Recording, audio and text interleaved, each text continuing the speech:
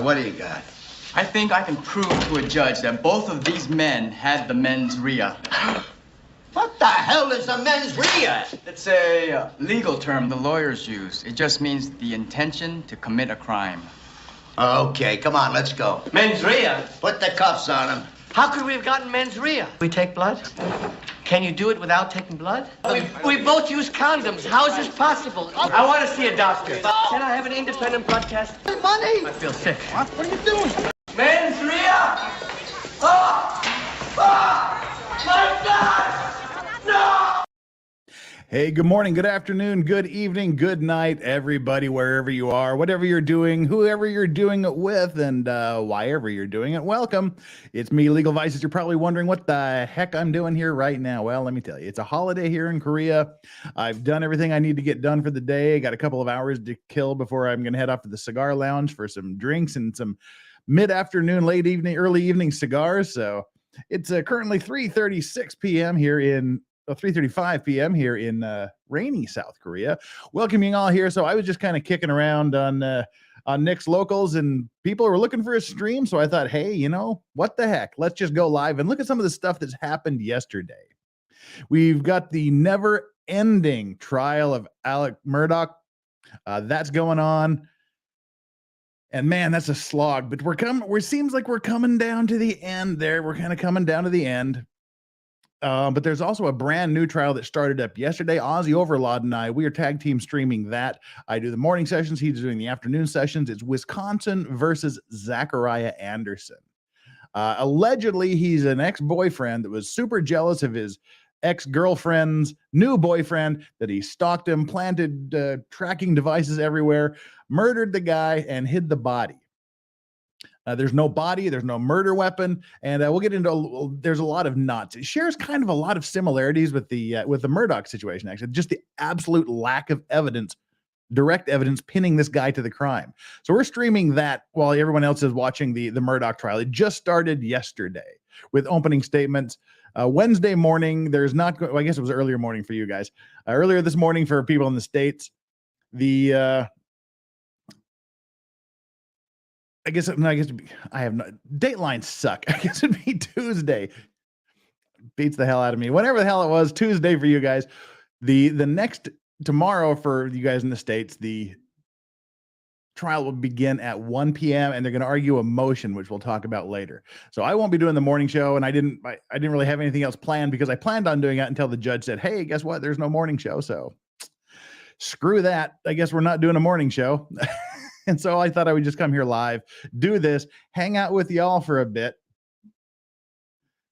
So that's what we're doing. And like I said, I'm just kind of running things here on the fly. Oh, hey, and Mar Loca, member for 5 months of the Clean and Sober crew, says, "Fuck yes." All right. Well, I'm glad to be greeted with such enthusiasm. All right. Well, we got like I said, this was totally unprepared, totally unadvertised. I just threw it together and went live immediately. So we've got like 126 people here. So it's it'll probably take a while to build things up. If people show up, I just sort of figured we fill the Nick void. All righty. So let's start us off. If you've been here, which I'm sure you have because you're here now, we're going to be, as I said, hey, Ozzy Overlord, what's up? Ozzy Overlord with the super chat. Lol, someone got bored on his day off. Exactly. It's exactly what happens. As I said, I got a couple hours to kill and thought Nick's not streaming, so I may as well fill in the void. Kind of pick up the slack, even though there probably wasn't any slack. I just thought I'd do it anyway.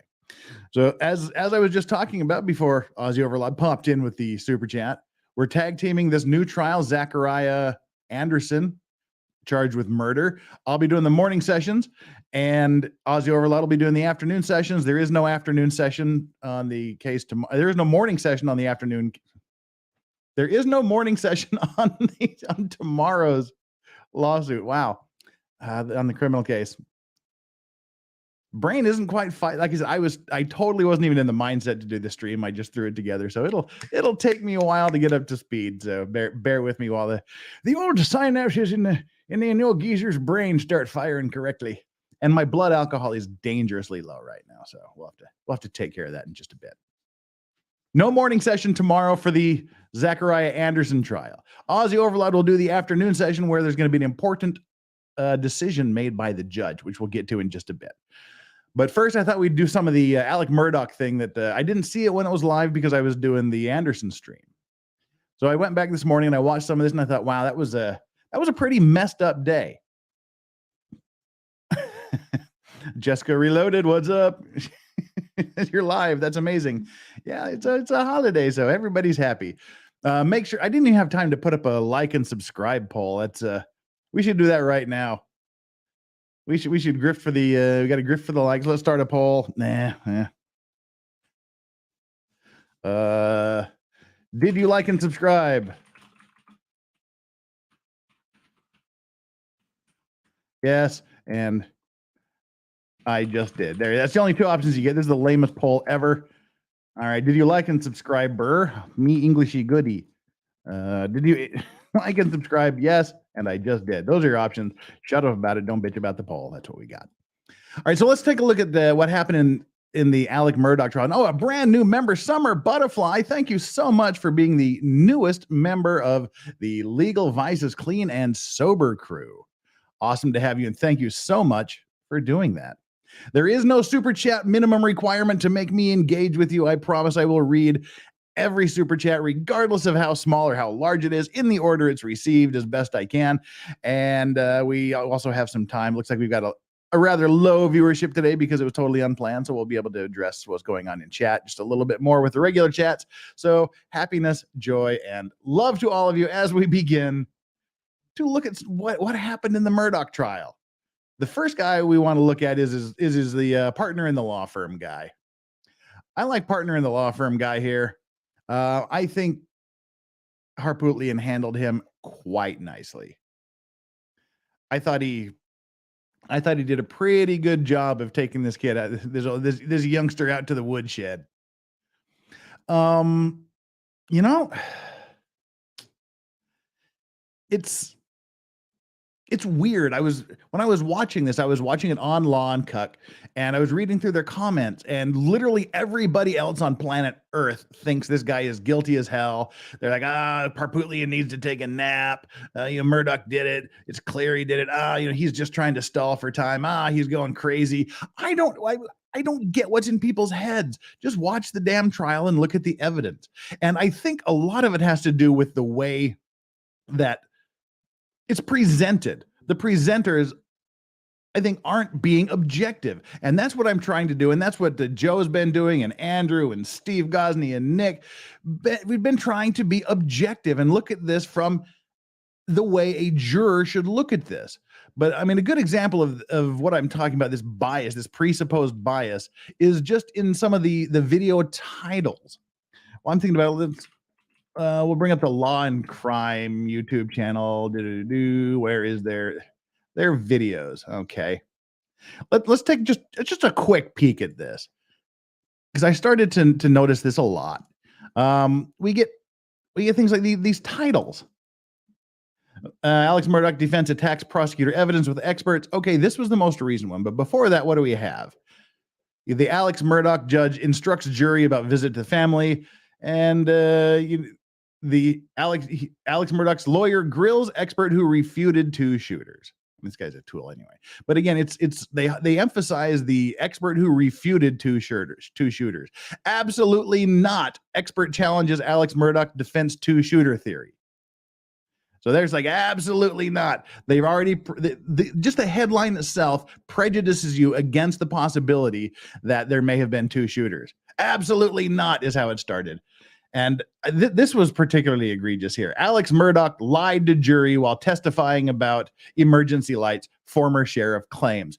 If you're a normal human being, which part of that sentence are you going to be focusing on? You're going to be looking at the Alex Murdaugh lied to jury. You're not going to be looking at the back part of that, which is former sheriff claims. This was the former sheriff's opinion. It's his interpretation of what happened. But now you've got Law and Cuck starting out with Alex Murdaugh lied to jury. This would be much, much more fair, much less prejudicial, and perhaps kind of staunch some of that prejudicial thinking people have if it was worded exactly the opposite. Former sheriff claims Alex Murdaugh lied to jury while testifying. That makes it much more neutral, but they keep doing this. Defense's Paul Murdaugh murder theory disputed by forensics. That's not even remotely close to what happened. She didn't dispute the defense's murder theory. The cross-examination, the defense team was disputing her theory of the murder. This is just a complete bullshit headline. Absolute complete bullshit. Alex Murdaugh judge shuts down defense's bid to limit rebuttal.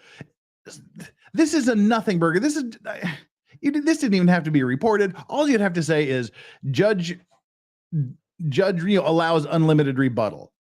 It's all for these freaking little sound bites, these little things, and all it does is prejudice people just from the headline against a defendant who has every legal right to be assumed not guilty unless he's proven guilty by evidence, not headlines. So what do we get from this? The Alex Murdaugh shuts down the defense's bid to limit. Defense Paul Murdaugh, their murder theory is disputed. Alex Murdaugh lied to the jury. Absolutely not. Expert says that challenges the defense against two gunmen. I really, really hate these headlines, but that's kind of beside the point of what we're doing here today. That was just a little rant that got me started. Dear Mr. Legal Advice, how are you? I hope you're well. Got a little bit stressed there for a minute, but we're doing okay. Take a deep breath. And Mrs. K. Griff, also a member for 1 month at Clean and Sober Crew, says no better use of my monthly member chat than on a surprise stream. Well, that's great. I'm surprised and happy that you were also here to join us on the surprise stream. Donald Gooch, thank you so much for the super chat. Apparently, Daubert is no longer like a rule, at least not if the defendant is named Murdaugh. Yeah. The judge. The judge. I don't even want to get into the judge because we'll never do this here. I'm trying to keep this down to about 2.5 hours because I got things to do, whiskey to drink, and cigars to smoke. All right, let's get back to the originally scheduled cross-examination of, where'd he go? Extreme anger. Alex Murdaugh's lawyers get fired up while grilling witness. This is a law firm partner. This is a partner at his law firm who was there on the night of the murders, who went over there to console, and he personally has had a ton of his money stolen by Alex Murdaugh. This is the second time he's testified. He's gone out of his way to testify once during the case in chief, the prosecution's case in chief. Now he's come back for the rebuttal. This is his second time testifying. So he obviously is invested in this, so to speak. Let's go through this 15-minute cross-examination, and I'll give you some thoughts on it. But before we get going, Fiery Red Podcast, who's been a member for 2 months of the Clean and Sober Crew, Slancha Jeff, and what are you drinking, smoking, boss? I have nothing to smoke here handy. I would have to. I've got the tobacco, but not the pipe, and the cigars are over there. But it's 4:00 in the afternoon. Let's see. Drink.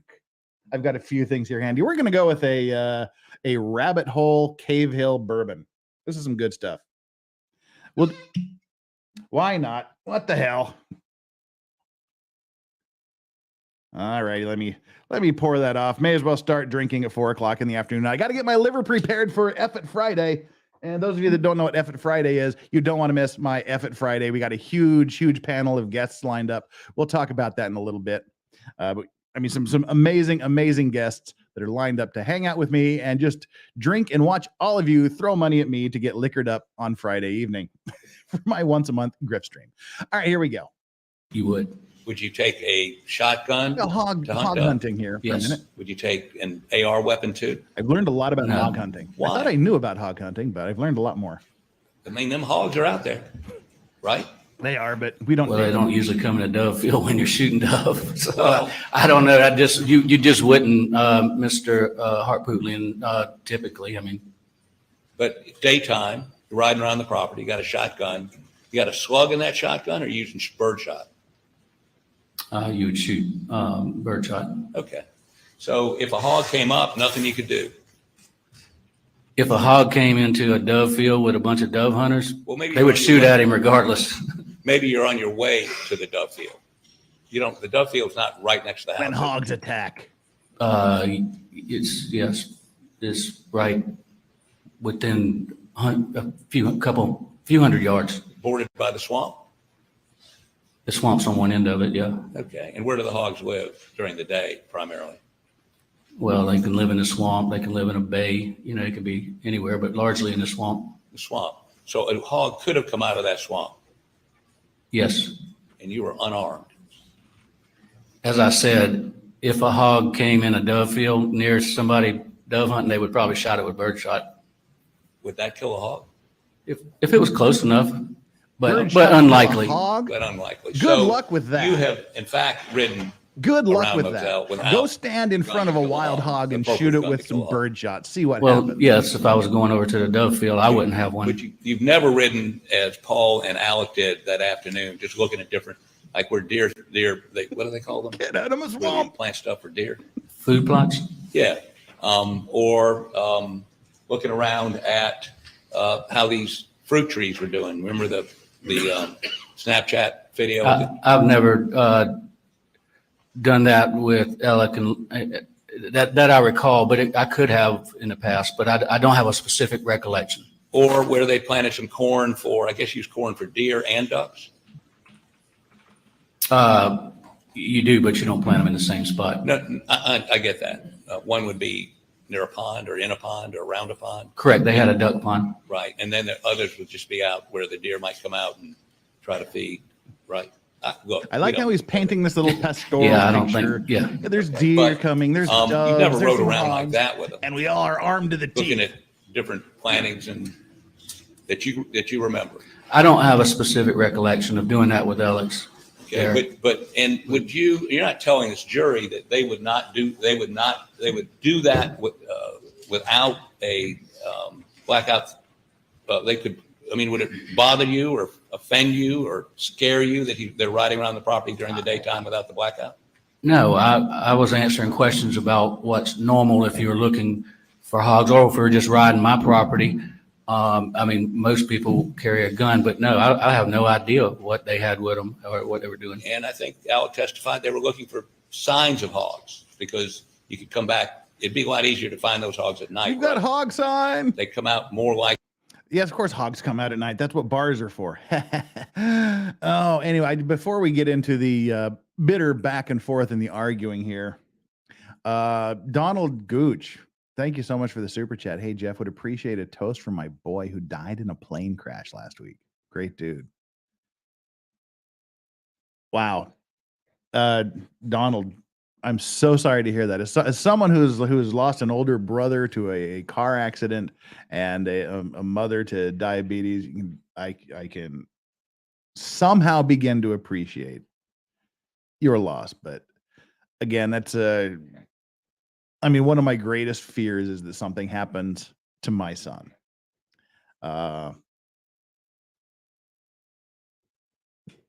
I got no words. Cheers for a life that was taken much, much too early. Keep the memories alive. Know that he's there watching over you, watching you. Gosh, I'm getting choked up here. This is kind of an emotional thing. He knows the love that a father has and had, and he will be in your heart. Keep him in your mind. Keep him in your heart as he watches over you. And there will be a time when you're together again and you can continue to share the love. So I'm so sorry for your loss. Donald Gooch, cheers to you. And your son, Sláinte. No easy way to segue back into this, but prayers for you and your son. Likely at night than they do during the day. They can become nocturnal when they have a lot of pressure, but as I said before, we've shot a lot of hogs in the daytime. Sure. You can ride up on them and And yeah, But has anybody testified they were out looking to shoot hogs that afternoon? I don't know what all the testimony's been in this Okay. trial. All I'm saying is there seems to be some implication they would not ride around the property without an AR or some sort of blackout. You can't testify to that, right? I cannot. Okay. No, don't do that. So let's talk a little bit about what you heard from Alec the night of June 7th. You would agree with me that, well, let's ask it this way. What your practice is primarily personal injury, is that correct? Come on, It Paul, is. I'm sorry. Catastrophic injuries. Well, I handle a lot of catastrophic injury cases. Cases, for instance, where a husband and wife are riding down the road and hit by a tractor trailer. And by way of example, maybe you could give me something more specific. Husband's killed, wife's severely injured. So he's a personal injury lawyer that handles catastrophic injuries. That kind of ties into what he's going to talk about here in a little bit. But before things get out of control, Mike Morrison. Oh, Lord. Vices for someone who doesn't like the Alex Murdaugh trial. You sure seem to be watching it every chance you get, lol. Your secret is safe with me. Highlights are great. And I love being on other people's streams when they're doing it because I get to leave whenever I want. But now, don't be doing this. Save this for effing Friday where it matters. I mean, it always matters, but I mean, it can be put to better, more alcoholic uses on effing Friday. Thank you so much. Cheers, Mike. Oh, that's a big pour. Woo, let's go hog hunting. That kind of thing. Yeah. Now, is it your experience in people who undergo, maybe they're not hurt, but their loved one is hurt, maybe killed, in that situation, that's a traumatic experience for the surviving person, correct? To see their loved one killed? Yes. Yes. Okay. And so when you sit down with those folks and begin to recount with them what happened that night, oftentimes, I do a little work like you do, oftentimes those folks misremember or get times wrong, or because they went through this very traumatic experience, and the closer to that experience, the more likely they are to get some things wrong. Times, for instance. True. Is that your experience? They can, but I also find that people who have been involved in traumatic experiences try to be very accurate with the details because they know it's important to me representing them. Yeah, but And he's talking typically, about you don't closer to go the out to the incident. scene of the crime and interview, or the scene of the accident, interview them that night, do you? Typically? Well, typically you don't because you don't know it's happened. Well, sometimes in the old days they used to do that, but they don't do that anymore, right? That would be very rare. So you're seeing them in your office weeks later, It That's can the be, point. can be days, can be The weeks. beginning when it's and happening, in that atmosphere, the adrenaline's going, you're confused, it's you're more in conducive shock. to them. You don't being remember as the accurate as details. possible, right? You need the time to settle down. It is, Think about but it. oftentimes we also have the benefit of recorded interviews when there's a catastrophic injury. Typically, the highway patrol will try to interview people as quickly as they can, and they will. We oftentimes have it on video off a dash cam or sometimes body cam, but and a lot of times written statements. And written statements from witnesses who saw it happen. Correct. And so when you interview those people, they have the benefit of reviewing whatever you have to help them get a better recollection of what happened, correct? That's correct. Okay. So the instance you're talking about where Alec told you he turned him over before he made the 911 call, whatever it was, I'm not quite sure. Before, I think is what you said. If that would be inconsistent with something he says later on, after having reviewed other people's statements, looking at video, that would not be unusual in your business. I think you just said it would not be unusual, correct?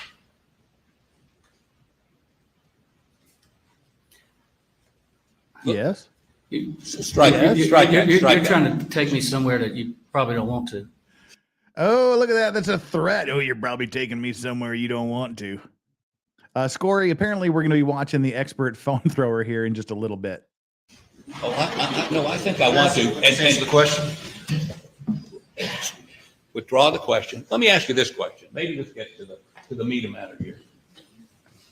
He does look Have like you had a to come out of shit. pocket to pay back the money he stole?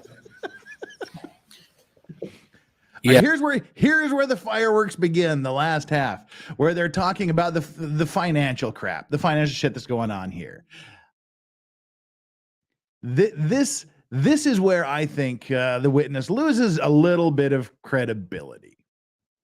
Pocket to pay back the money he stole. Yes, and if you, How much? I, Don't tell me you don't know. See, that's witness. Look at all the expert witnesses. How much fees have you billed? Oh, I don't know. I haven't added it up yet. But this guy probably knows down to the damn penny how much he had to repay. And Harpootlian's putting him on the spot here and saying, don't give me your bullshit that you don't know how much money you have to pay out of your pocket, because that's how it works in the firms. If one of the lawyers screws up and steals clients' money and does things like that, all of the partners have to chip in. They have to take that money out of their damn back pockets and put it in to make everybody whole. They have insurance, but the insurance doesn't cover very much of that under normal circumstances. And this guy is probably up to here. He's worked his entire damn life for this firm, and now as he's nearing the end, he's probably right up to here in debt thanks to Murdaugh. So I find this to be completely disingenuous. Come out of pocket to pay back the money he stole. yes, and if you, How much? I, Don't tell me you don't know. well, we're still counting, Mr. Harpootlian. Well, how much have you paid so far?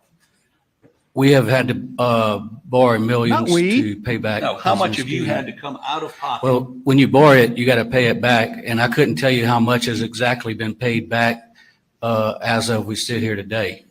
But $10 yes, million. and if you're implying that I would come in here and somehow shade truth in any way because of that, I would take high offense with that, Mr. I'm not concerned Harpootlian. about your high offense. Are you angry at him for stealing your money? I have no feeling one way or the You other. don't have any feeling about Alec Murdaugh betraying you and stealing your money.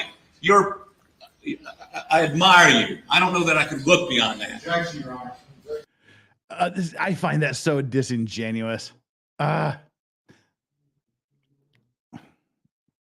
If somebody has, it doesn't have to be millions. If someone stole tens of my dollars, I'd be fucking pissed, and I would chase them down and hunt them down to the ends of the earth and get it back. It's mine. It ain't yours. And to say that, oh, I don't have any feelings whatsoever, one way or the other, that he stole millions of dollars out of my back pocket, it just strikes me as so disingenuous. It's probably, he goes into a little bit of it later, but I'm sure it's just kind of rooted in this, oh, I'm just a good Christian, and I'm required to forgive. The Lord will forgive whom the Lord will forgive, but of me it is required to forgive all men, that kind of thing. I harbor no anger in my heart. This kind of this carries zero weight with me. None. It's sustained. It's not a question. Oh, yeah. Jury. It's to Keep your disregard freaking hands off my food. You are not angry with Alec Murdaugh? I have had anger with him, extreme anger, Mr. Harpootlian, because of what he did to my law firm, my partners, my client, his clients, our clients, what he did to his family, what he's did to so many people. Yes, I experienced a lot of anger, but you can't walk around with anger. You have to find a way to deal with it and move forward. And I have done that. And if you suggest, you are dead wrong. If you think I've come in here and told this jury something because of money, when we're talking about two people who were brutally murdered, then you're headed in the wrong direction. Do you think he did it? I don't have an opinion. I don't have the benefit of the materials you have. Everybody's got an opinion, pal. Everybody's got an opinion. Avoiding the answer. This was actually really, really super surprising to me that he said that. We need to embiggen you again there. So, no, wait a minute. Embiggen you. There we go. That really surprised me. That answer surprised me. I thought he would say yes. At very, very least, he might have said no, but I was expecting him to say yes. Straight across the board. Why? Because as I said, this is the second time he's testified. He is invested enough in this that he has agreed to testify twice. He's come to court twice to testify about what a piece of garbage Alec is. I mean, either he's going to say, yes, he stole all of my money, but I could never imagine someone like him doing this to his family, and I don't think he did it. Or he comes back and he says, yeah, just like I've testified for 2 times now, he's a filthy scumbag. I don't know who he was. So yeah, I think he did it. In retrospect, I can see he's that kind of a scumbag. But he gives this wishy-washy little answer like, oh, I don't have the benefit of all the answers that you have and all the documents and all the evidence you have in front of you. I just couldn't. There's everybody from law and crime to you guys, to me, to, you know, every other woke chat out there in the universe has an opinion on this trial. They have an opinion on whether he did it. This guy has an opinion. He is bullshitting. And I think the jury knows it. Well, let me ask you this. You're angry with him, stole millions of dollars from your firm. You admit your firm's not even called the Murdaugh firm anymore, right?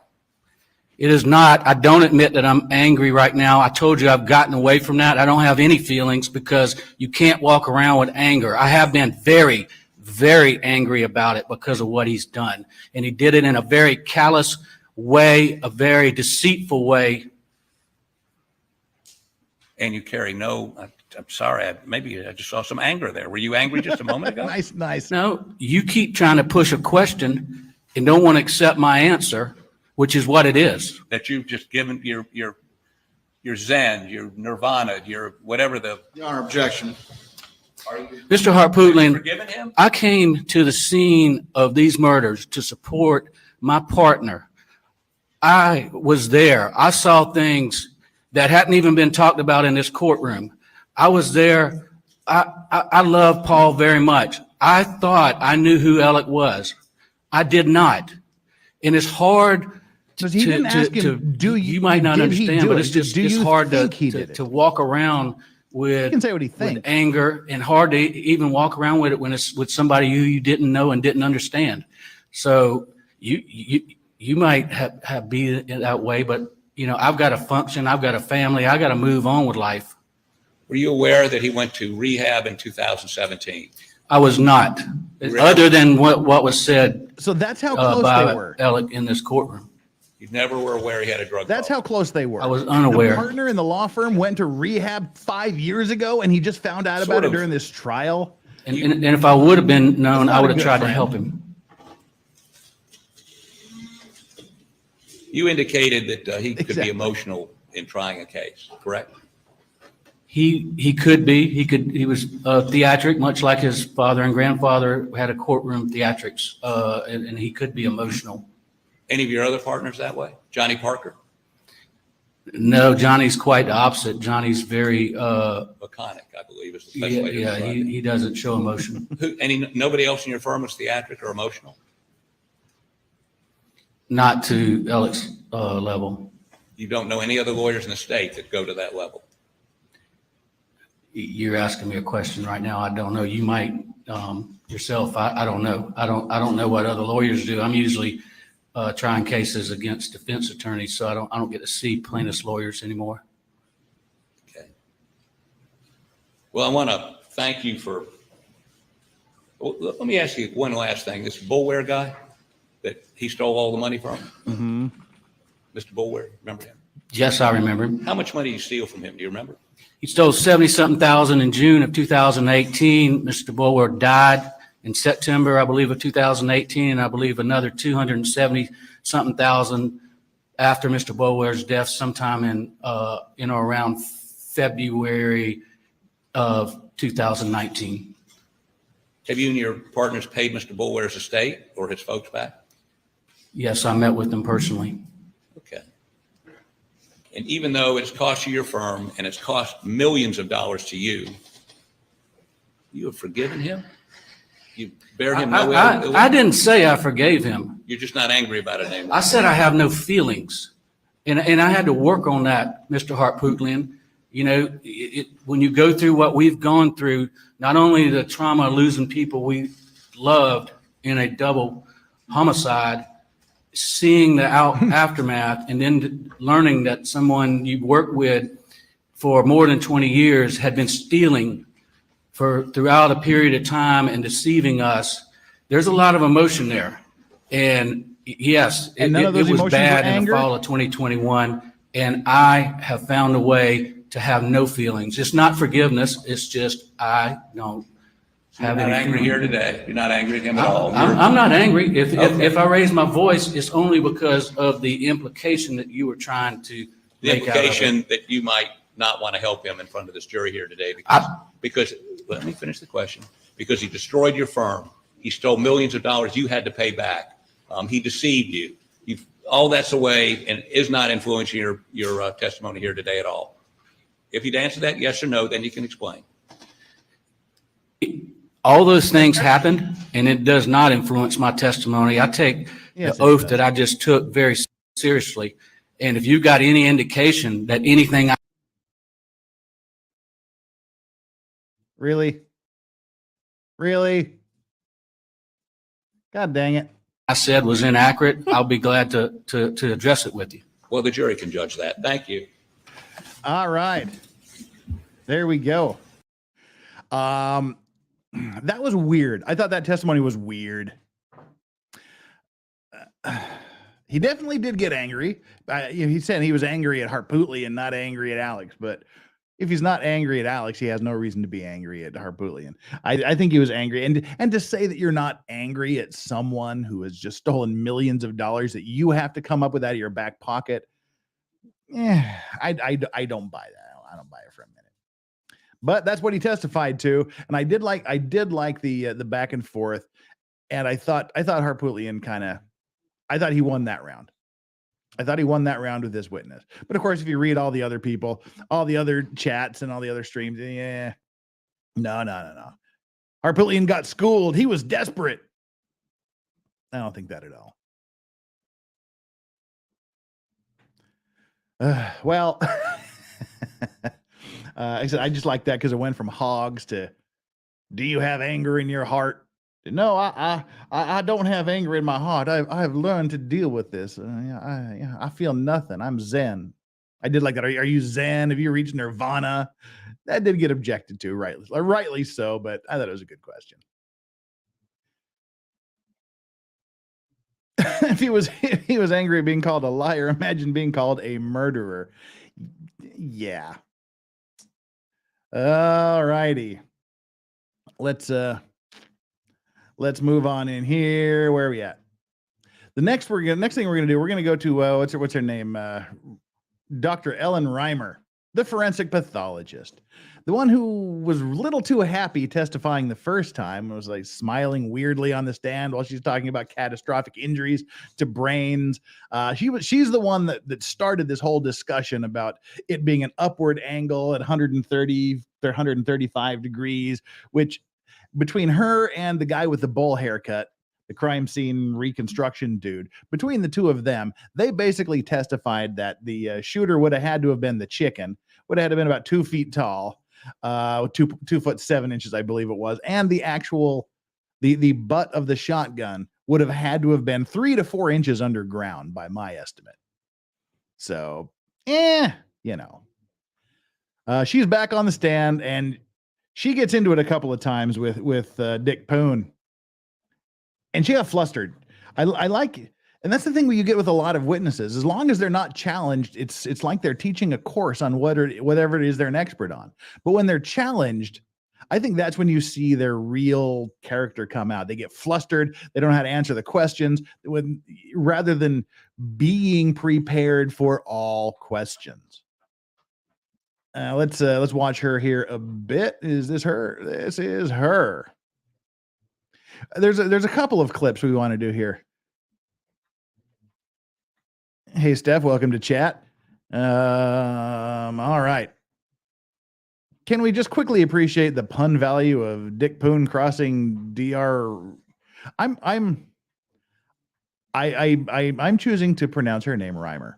All right. This is the first time. There's 1, 2, 3 clips of her that I want to play and get through here.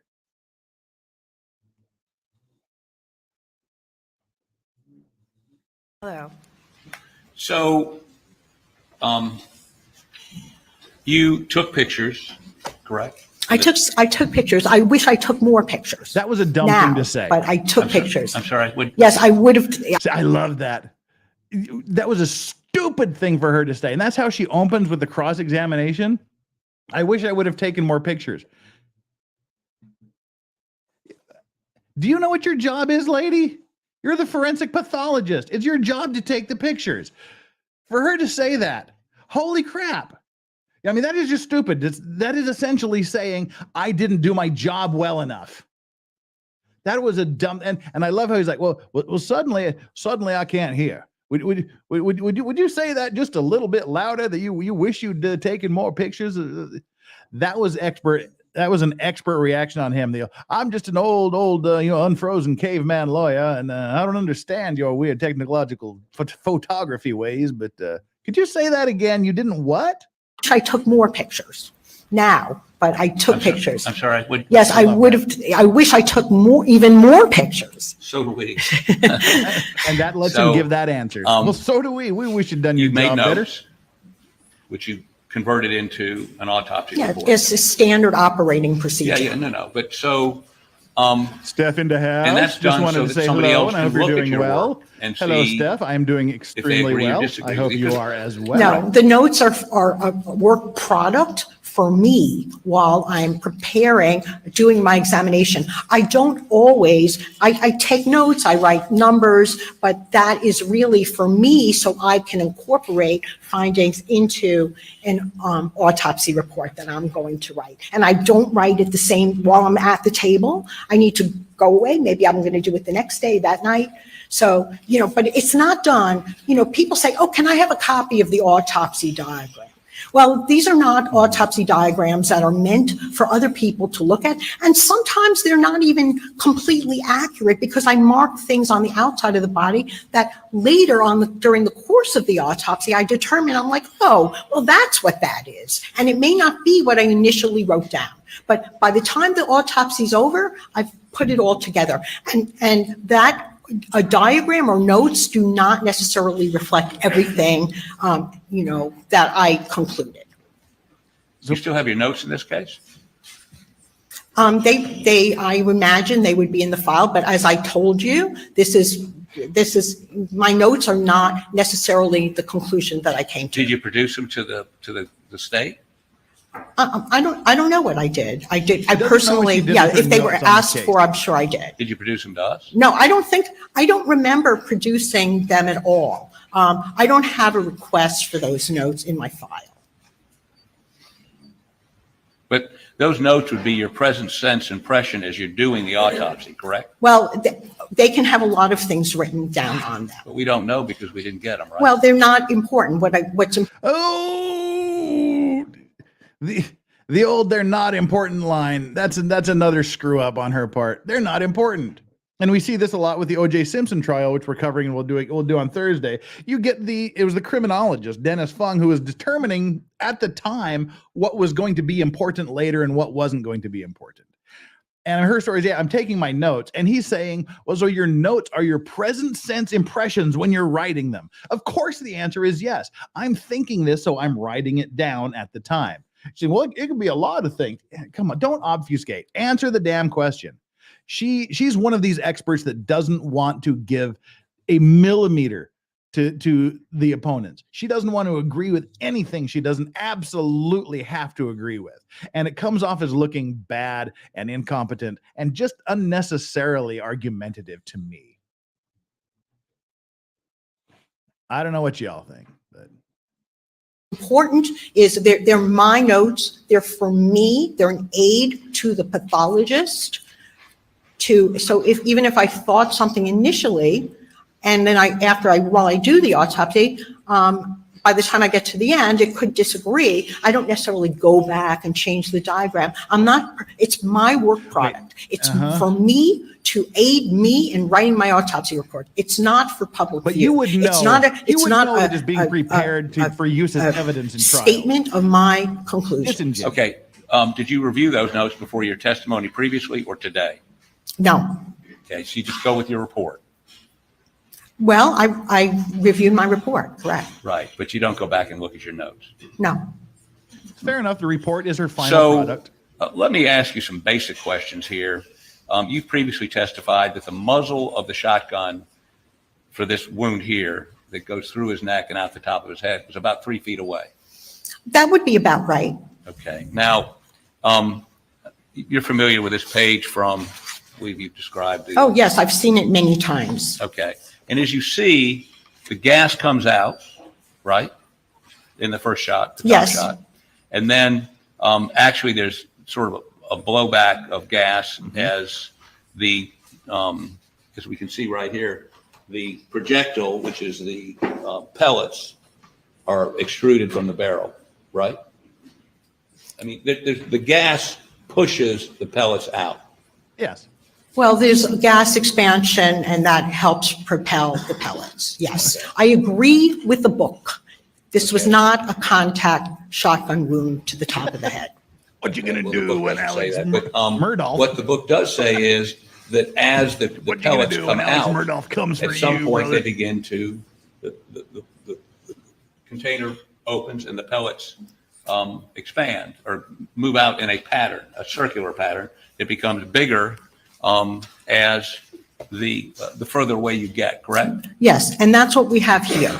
Okay, But this is now- actually demonstrating specifically a contact shotgun wound to head. But we do have splaying outward of the pellets. We can see on the left shoulder, they're fairly clustered together because they're first starting to be released from the think wadding. so? And they did spread out. We have some of them down in the neck, some of them in the brain, and so they are spreading out. I don't see how, yes, it's a respected treatise, but this is specific to a contact shotgun wound. That's This is funny. what this is describing. Really? That's funny, Igor. Well, it's fun, it doesn't matter. I can look at my photos. I can look, if you're going to talk about theory, the Doctor, photos. Doctor, Your Honor, I'd ask you, I like this. He's not giving her an inch. It freaks me out when people accuse Harpootlian of being a doddering old fool. I thought he was that way in the beginning, but then I realized he's doing the Columbo thing. He's doing the Matlock thing. This is all an act. But as soon as he senses weakness in the witness, he starts to circle like a shark smelling blood. And then he goes into a feeding frenzy. He saw that she was getting a little bit discombobulated, which is a great word. We need to say that more often. She was getting discombobulated, and now he's focused on it, and he's lasered in, and now he's going in for the attack. As I was saying, I thought that chat was hilarious. The Rambo 2, Murdaugh, I'm coming for you. That was actually pretty darn good. Thanks for that. But yeah, I like how he's just starting to swarm now. And now he's not letting her off the hook. She doesn't answer the questions the way he asks it, and he goes in and again and again, and he just keeps pounding on her. That was phrasing. You know what I mean. Well, it's fine. It doesn't matter. I can look at my photos. I can look, if you're going to talk about theory, the photos. Doctor, Your Honor, I would ask you to tell the witness to be responsive. She is going on a diatribe. Excuse me. I'm asking the court to instruct her to answer the question as specifically as she can. She goes off on tangents, and I'm sorry. Harpootlian, you may continue answering the question. You remember what the question was? No, that's your question. Is this series of shots from the book? This is the book. This is the Bible. This is the forensics Bible that they keep talking about, and is dealing specifically with point blank shotgun blasts to the noggin, Depicting a contact wound. I think that's what I understand. Yes. Yes. Okay. So where, if you step down here, show me, please, where the contact is with the body or the head. Here, let me give you this pointer. Well, the contact would be at the first. Right here? Yes. Well, what's it contacting? It's not, it's just a theoretical depiction. It's a theoretical. Is that what the book depiction. says? Yeah. Well, go ahead. I don't recall the exact, why don't you read it to me? Well, why don't you tell me, is that a contact wound? Man, I don't know what this is. This is That's a shotgun. That's a shotgun. That's a shotgun being fired. Those are the pellets coming out. Object Those are the counsel pellets. Okay, this objection counsel's testifying bullshit. She just said, he shows her a picture, he shows the forensic pathologist a picture of a shotgun, and she says, I don't know what that is, so he has to tell her what it is. I mean, she's flustered, she's talking trash, he's pinning her down on it, and the defense lawyer the prosecutor is trying to come to her rescue. But I don't know what that is. It's a shotgun, and this is what it's doing. Objection. He's testifying. He's explaining what the picture is to the forensic pathologist who apparently doesn't know what a shotgun looks like. Well, why don't you tell me, is that a contact wound? I don't know what this is. This is. That's a shotgun. That's a shotgun. That's a shotgun being fired. Those are the pellets coming out. Object Those are the counsel pellets. testifying. Yeah, I think this is a book showing the series of steps after a shotgun is fired. But it has nothing to do with what I found in the body and does not help me determine the direction of the wound.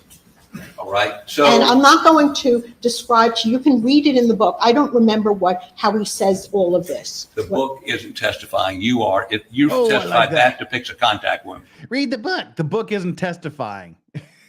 And see, she doesn't like this because this is completely the opposite of what she's saying. He's saying the shotgun was put point blank on the skull and fired and went down from the upper left to the bottom right, where her whole theory, her whole idea is the shot was from the bottom right and went up through the skull. So she doesn't even like the way this is being phrased. So she's resisting on that end. Yes. Well, I don't know what this is depicting. It could be that this is a contact wound. I don't know where you're going. Where's I'm going? Is that barrel in contact with anything? It's not in contact with anything. It looks like it's just blowing into the air. Okay. And you've been. That's fine. And your testimony is that barrel is at least 3 feet away from Paul's shoulder. Is that correct? It could be, depending on the weapon, it could be, it's not closer than 2 feet because we don't have the sibling. But we do have packing material. Okay. So as we see here, these pellets are beginning to separate. Is it your testimony that those pellets had separated when they hit Paul's shoulder at all? They are starting to separate. We don't have the complete, widening of it. They're still relatively clustered together, but they're not as close as they would be if they were still contained within the body. Okay. Now, at 2 feet, is there any gas left, or is it all dissipated like this picture shows? Well, what we have here, if there was more gas, if there was a contact wound to here, It's not a contact. I understand. The gas, you're wanting me to say yes or no, and Yes I or no. can't because I have the knowledge to explain how this relates to examining the body. Okay, I don't give theoretical talks or I don't start looking up in this book while I'm doing an autopsy. I use my practical reasoning and my experience and knowledge of things. If there'd been gas in the wound, or when it hit his shoulder or his neck, would you expect to find some physical manifestation of that? Well, there would have been, a lot more expansion, shoulder expansion. This was fairly contained on the So left shoulder. your testimony is there would have been little or no gas going to his shoulder, to his neck. Well, there is always some gas, but it's not the kind of gas that we get in a contact shot. Exactly. So, and you can go ahead and take a stand again, please.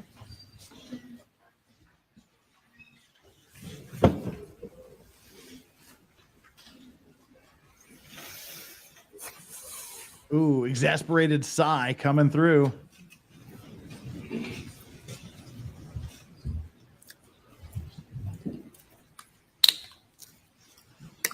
Sorry, it's going to take a minute to get, no, not that one. Paul.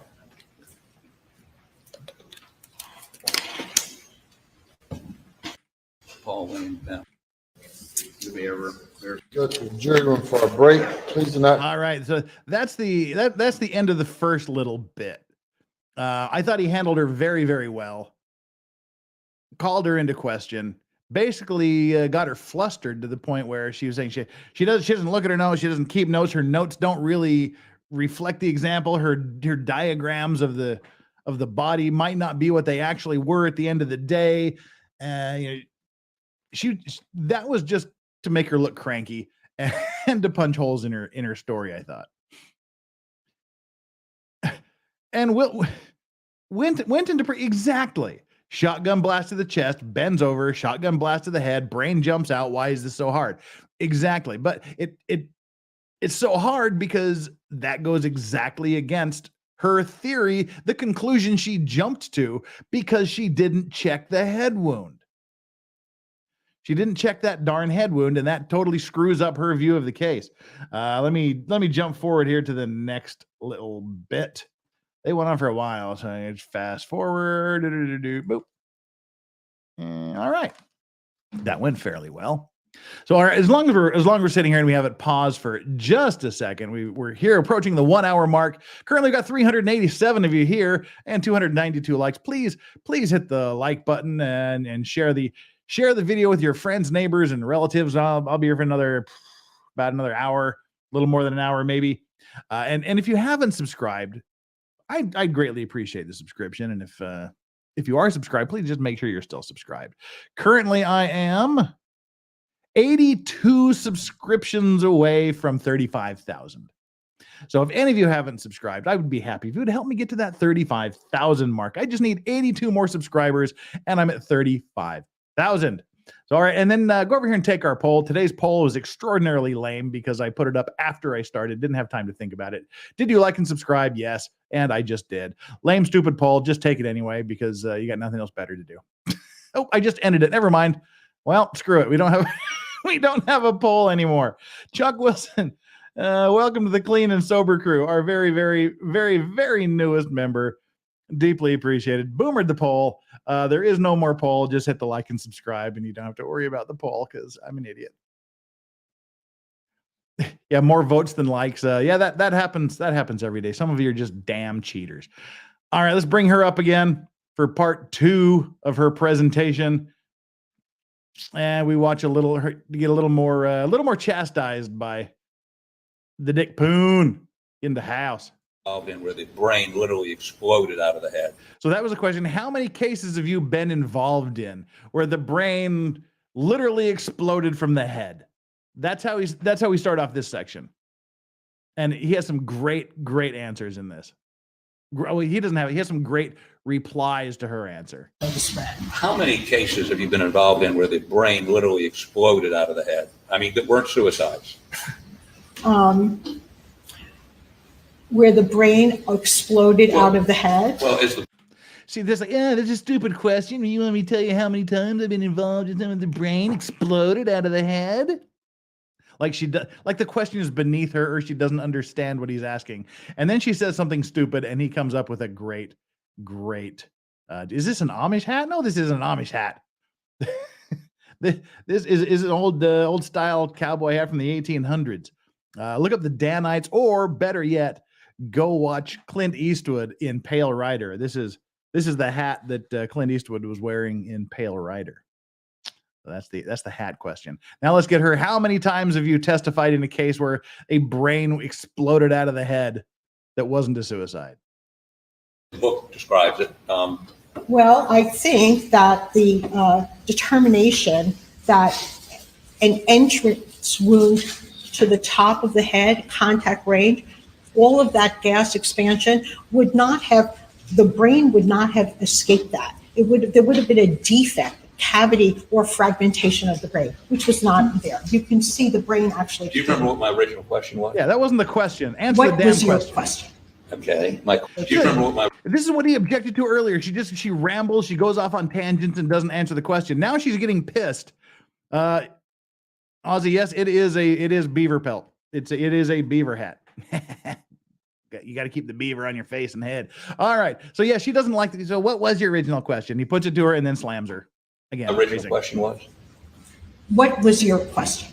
Okay. My question was, how many cases have you done an autopsy of a contact wound to the top of the head, which wasn't a suicide? Very, very few. Less than one? Less than one. I don't remember love that. exactly, Less but than one. it's not a tip. Usually contact. That was a beautiful answer. Shotgun wounds. Usually contact shotgun wounds are suicides. And typically it's in the mouth. Less than one. They can be under the chin, in the mouth, sometimes they're to the side of the head. There are people that do shoot themselves onto the top of the head as well. And I can't recall exactly if, I remember any of those. And in all those cases, the brain that explode out of the cranium? No. Okay. So you would agree with me that the way that well, strike that. Let's go a little further with where we're going here. Could you put up the X-ray of the shoulder? You can go ahead and take your seat and set it back up there.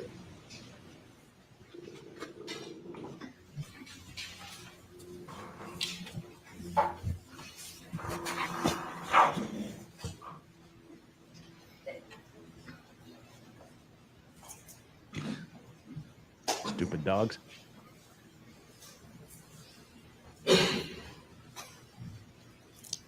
Can you tell us what this is? Yes, they are pellets, and I have his shoulder, kind of out when I take the wound. We have some pellets remaining in the shoulder area. We have some disruption of the shoulder tissue here, some of the bone, and then we have some. We actually have less. We have more spread. They're more spread out as they're going closer to the neck. So there are pellets in the top of the arm, the shoulder. Where is this? Right up in here? Yes. Okay. And then there's additional pellets, it looks like, down below that, like near his ribs, correct? That's because it's starting to spread, yes. And it's starting to spread to get to this place right here. What place? Is this where No, it's in the neck. It's in the neck. Getting Okay. snarky again.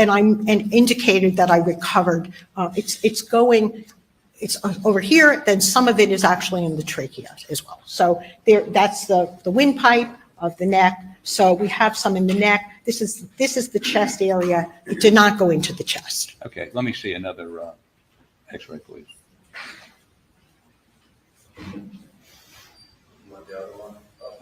What was that exhibit? I'm sorry, I didn't announce it. 112. Okay, let me see the next X-ray. Okay, and where is that? That is the top of the left shoulder and the left arm. Okay. And you see a number of pellets there. Yes, That would be right in this area right here? yes. Okay. Next, there's, I think, one more X-ray.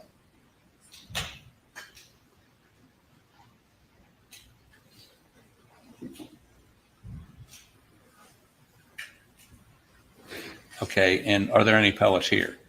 Or are those the same pellets down there at the bottom? Yeah, well, you can see, there are pellets here. You can see them in the head. There's some pellets in the head. The brain is not within the cranial cavity, but we do see some of the pellets ended up over here on the right side. See, R for right. There's the hole at the top of the head, and some of the pellets they're spread out on the right side of the head. How many? Well, I can see there's 3 here. 3? On the right side of the head. Okay. Yes. So if how many pellets are there in a He's going to school her here on some 12-gauge math. shotgun shell, and these are used primarily for duck hunting? I don't know. I don't know the answer to that. I'm an expert at examining human bodies and determining the injuries that occurred. And, I don't know how many pellets would be. When I took my boards, I may have had to actually know that, but I don't use this information in order. In other You words, can ask I your don't know how ballistics expert. many pellets are in Well, we the did. birdshot. And I think they said something like I don't really know the answer to that. I'm not going to disagree with the ballistics expert. I do have a trajectory that an exit wound on the right side of the back of the head. How many pellets were in the body? Left I in the did body? not count them. I just collect a representative sample of it. I don't collect all of them, and I don't count all of them. And we know you don't know how many were in the brain because you didn't x-ray the brain, correct? That's correct. But if there were 70 pellets or 75 pellets in his shoulder, his chest, and his neck, and hypothetically, there are anywhere between 135 and 160 pellets in the normal duck shot. I mean, that's 40 pellets that travel on, for the sake of argument, correct? Well, my math. I don't use really, my math. I don't feel comfortable answering these questions because it's not, the I don't care if you specific feel comfortable ballistics or are not not. my It's your area of job to answer the expertise. I'm not going to ask cross-examination you question. about I really don't ballistics. feel comfortable answering them. I examine human Go to your fucking bodies safe space. and come to my determinations question. based on the wounds. And I can see I was correct that this is a shotgun wound to the left shoulder that's going up to the right side of the head. And questions about numbers I really don't want to just, I can't answer that because, Then say, you know, I don't know know. everything. I'm an expert. I'm a physician. I'm an expert at examining human deceased individuals, determining cause and manner of death. Okay, let's go back to the original question, and I assume. I don't know the answer to the shotgun, how many pellets there would be. She's so dismissive with those answers. Real quick here. Let's do a little bit of super chatting. First of all, notes on a phone said, "Hey Jeff, pinch punch, first day of the month, no returns, legal vices." We always said just for some, and I don't know why, but we always, on the first day of the month, we always just said rabbits. I have no idea why, but just rabbits. So rabbits. Fondin says, I still say this case was brought to make Poon look bad. How often do you have to explain the defense lawyers are supposed to defend the client as best they can? It's frustrating.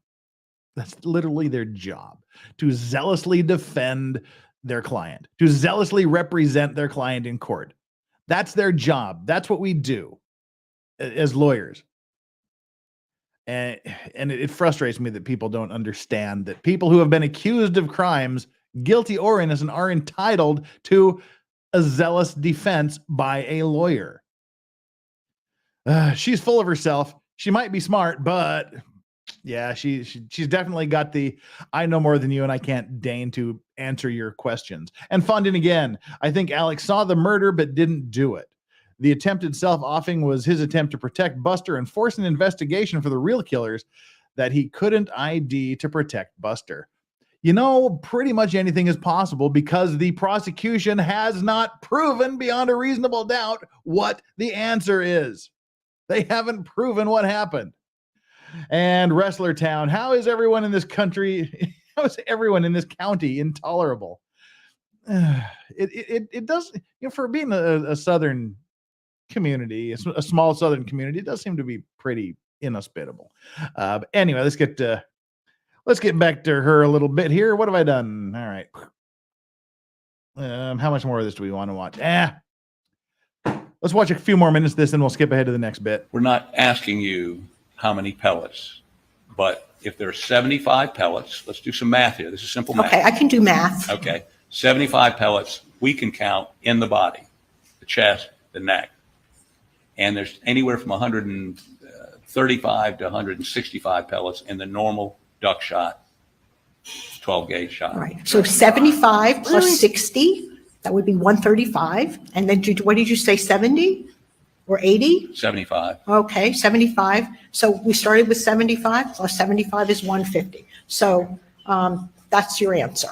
If your question is, you're asking me to do the math. So my question is this.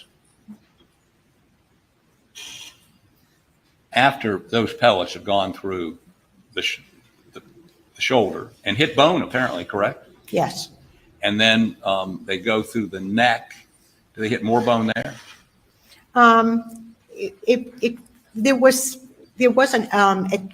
some damage to the cartilage of the trachea. It was in the tracheal wall and some muscle There's not a lot of like bone in the neck. The only bone really in the neck Right. is the spinal column.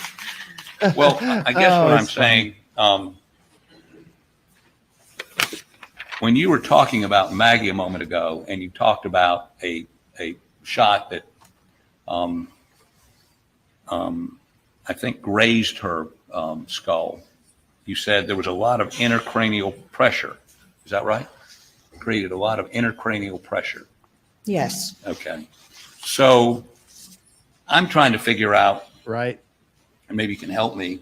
Your testimony is there was enough from the less than half the load that goes through to, I mean, was it one place it hit? Was it had to go through the brain still? Yeah. Well, I didn't say that less than half the load went through. Some of it may have actually exited the top of the head.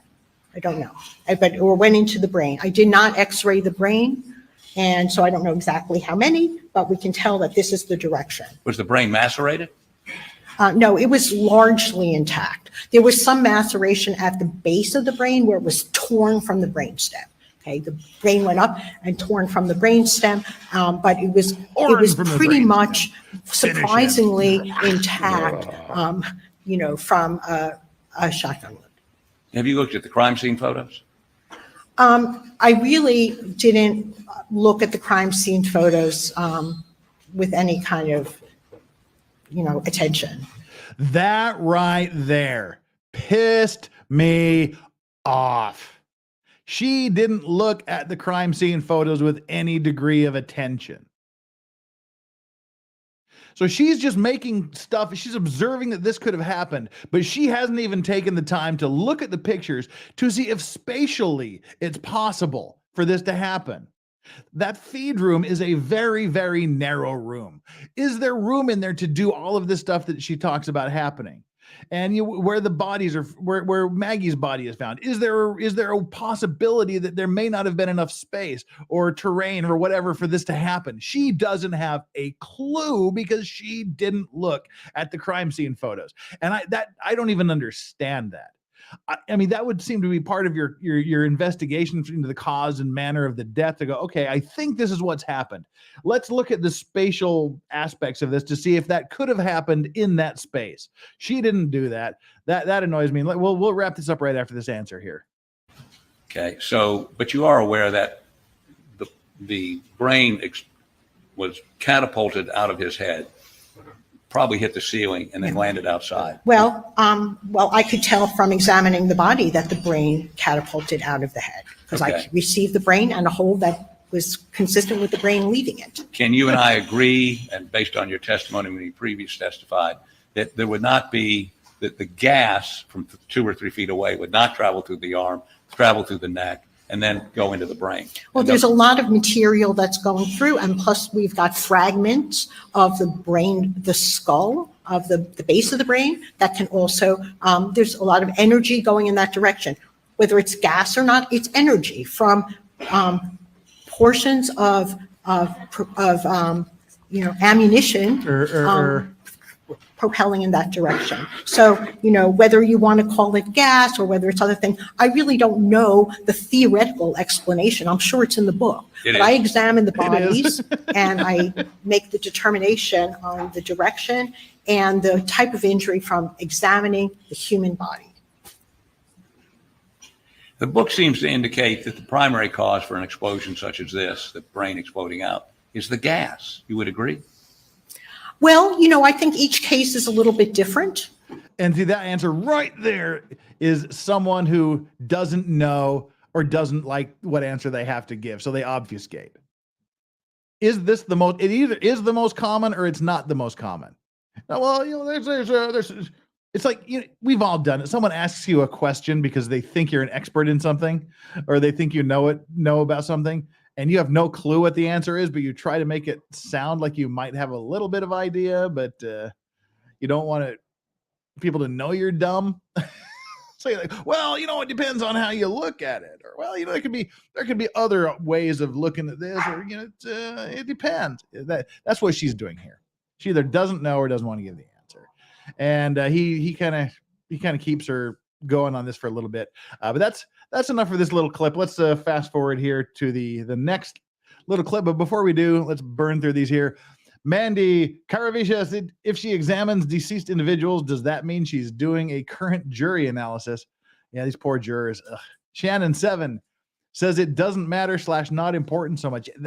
That is the highlight of her testimony. Oh, I didn't do this. Why? Oh, because it doesn't matter. Oh, it's not important. It's not relevant. It's not important. It's not the final product. So that she has an answer for everything. Yeah, why didn't you do it? Oh, because it's not important. Well, I think it's up to the jury to determine whether or not something is important. And Rich Donovan, she's a liberal, can't take being shown as being wrong. Can't take being shown as being wrong. With is that a liberal thing or is that a woman thing? Oh yeah, never. Sorry, ladies. I know you're actually always right, so that doesn't apply. That was what we call high humor. Anyway, let's fast forward here to the next little bit. The last little bit with her. We need to go to the.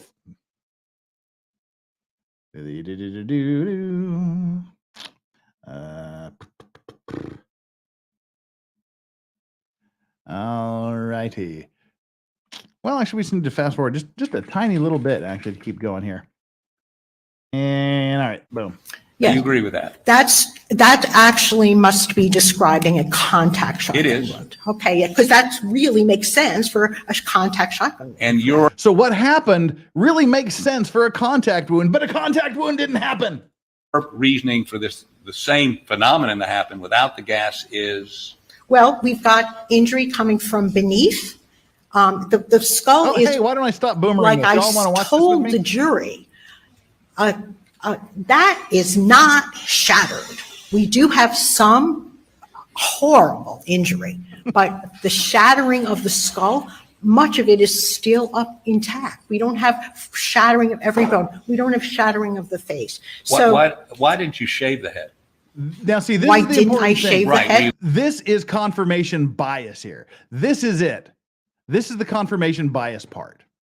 She already, before she got anywhere near the head, she had already made the determination that the shotgun blast came from up from the bottom right. So it came up from the right side and went out the left side of the head. She already reached this conclusion. And just saying there's a wound on the back of the head that is consistent with a contact shotgun wound. And she never checked it. Why? Because she already made up her mind that wasn't a contact wound. They came down here, so I don't have to pay attention to this weird crescent-shaped hole in the back of the skull. You're looking for any, if much of the skull is still there. Look, my determination, I didn't shave the head because I was confident that was an exit wound on the right side of the top of the head. It wasn't necessary for me to shave an exit wound. It's not necessary to shave an exit wound. How do you know it's an exit wound unless you've shaved it and checked it? And again, apparently you'd already, God damn it, that makes me mad. By this point, you could have seen whether it was soot or stippling or any distortion around, or taken samples of the hair and determine whether or not there was any sort of GSR in it, which would be more consistent with exactly. She didn't see if there was any stippling. She didn't see if there's gunshot residue. She didn't see if there's any scorch marks, if there's any soot, if there's anything in that part of the hair, because she already determined it happened from the other side. She didn't shave it. She didn't look at it. She didn't test it because she already made up her mind. And now she can't say anything that contradicts her original, seemingly very, very faulty conclusions. Well, no, GSR can just be we know gunshot residue can deposit in. It can deposit. I'm not like ballistics is not necessarily my strongest suit, Clearly. But I know that GSR can deposit, within a few feet. Somebody doesn't have to indicate a contact wound. Okay, so did the shot penetrate the jawbone? It went through through that area. I believe it actually may have went underneath the bone. So it did not connect with the bone. Correct? Yes. Never connected with a bone in her life. Are any of the pellets that you see in the shoulder, the left shoulder, heading down instead of up?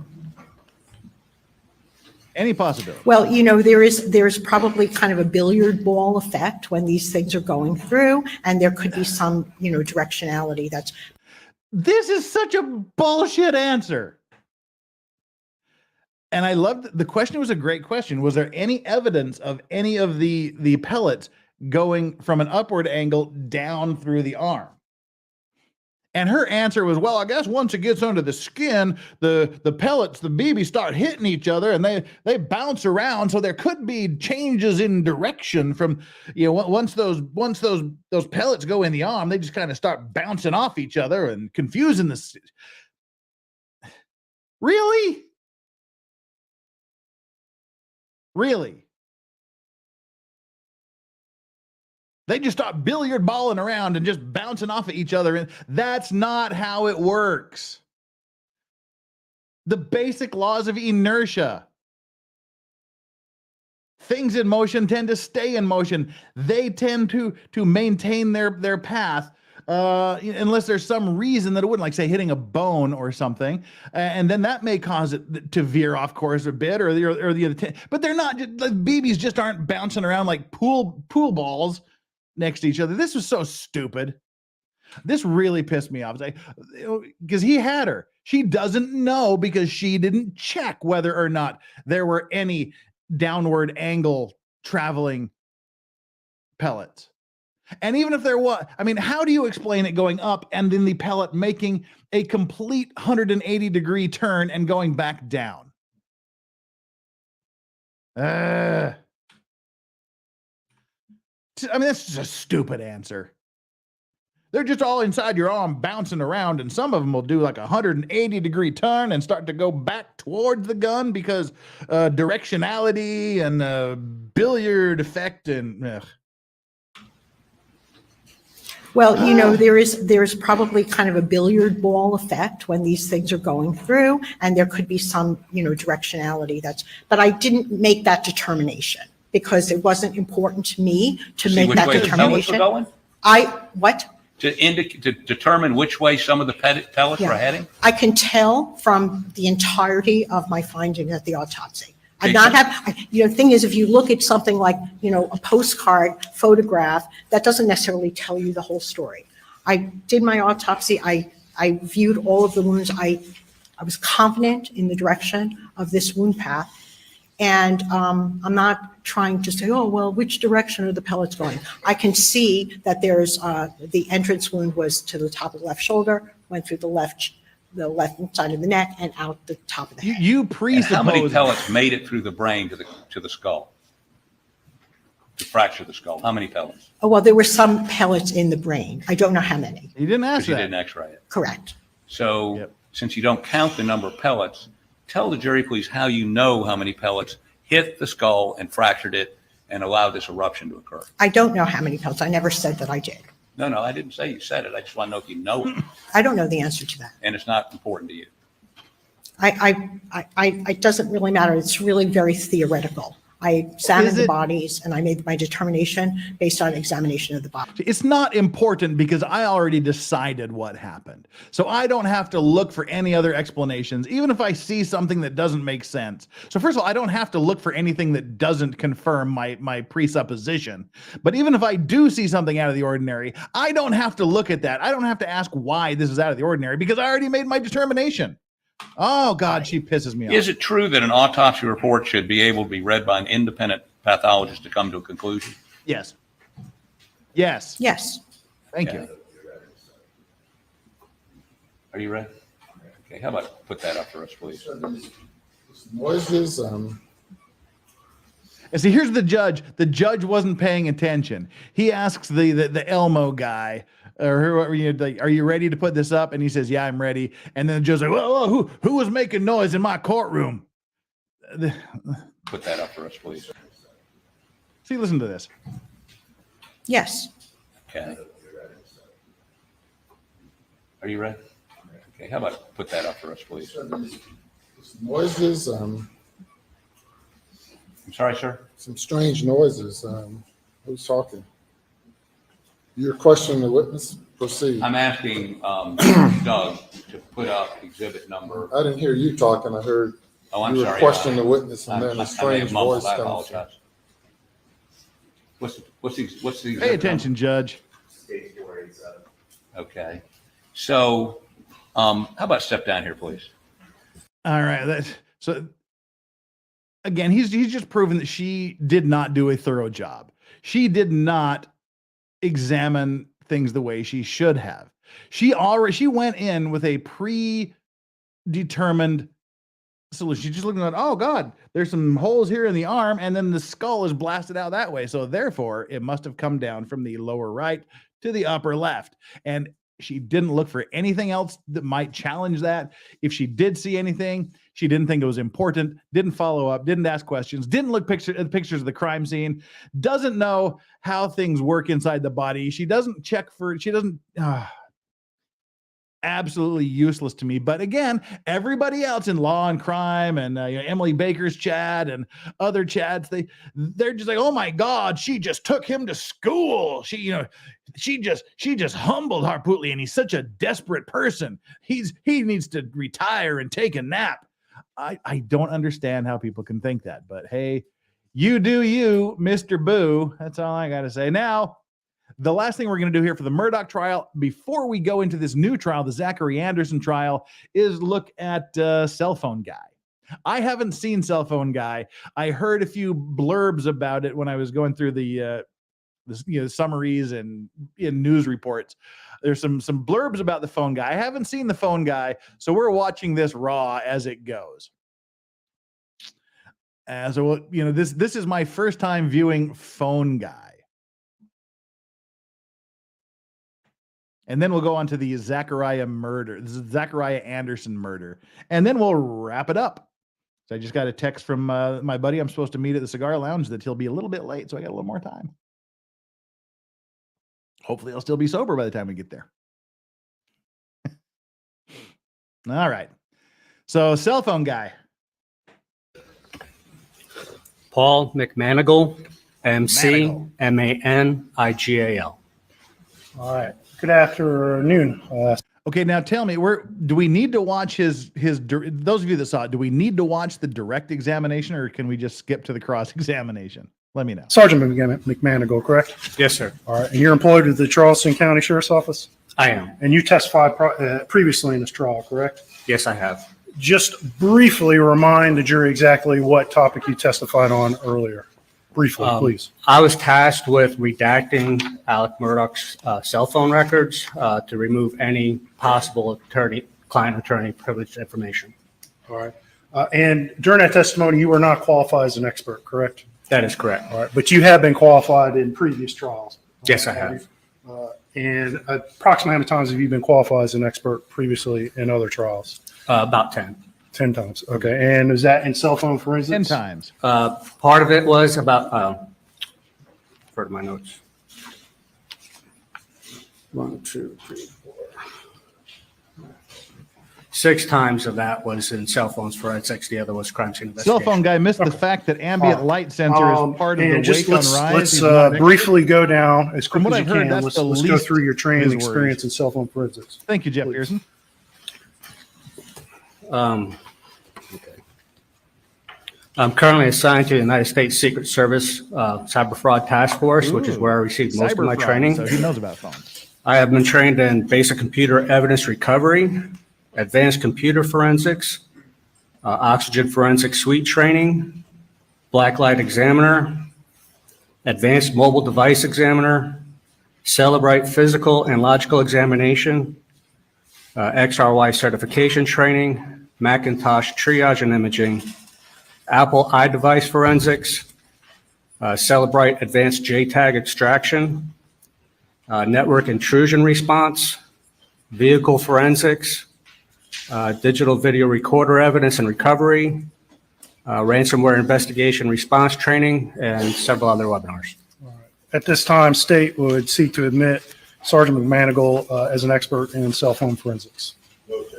So qualified.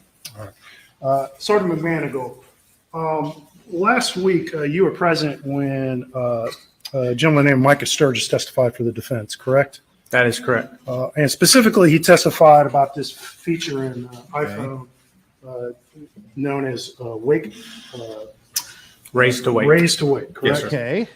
And briefly explain to jury what that function is and what You it serves. raise your phone and it wakes. As in the cell phone, for the iPhone, excuse me. Raise to wake is when the cell phone is laying down and you pick it up. It realizes that somebody's picking up the device and tries to assist by turning on the display so that you could possibly unlock it with your face unlocked. It tries to assist Or by read a draining the notification fuck out of your possibly if there's a battery. notification on the screen. That's correct. And so it's designed to turn on that screen when it thinks someone's picking up the phone to look at the screen, correct? That is correct. All right. There's been previous testimony, I think, by Mr. Sturgis and other experts in this case, that the iPhone, if the screen is off, it will not record an orientation change, correct? If the screen is off, it will not record an And orientation. you agree with that opinion? I agree, yes. And you were asked after Mr. Sturgis' testimony to investigate a little bit more about this raise to wake feature, correct? I was.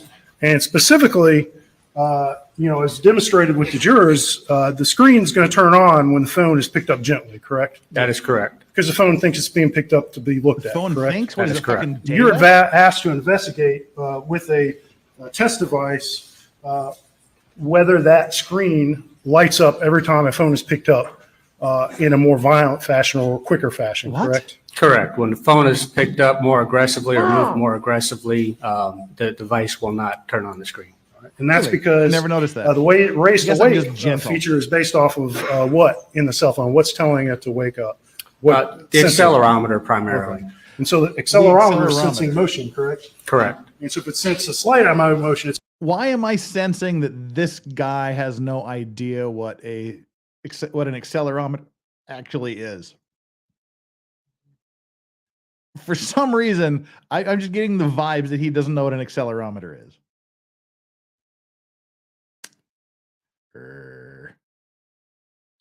All right. So what he's like, wake up phone, god damn it. I don't know, whatever. going to turn the screen on because it thinks someone's picking up to look at it, correct? Can't lead the witness. And so if the cell phone only detects a slight amount of motion, what does it do? What does the iPhone do?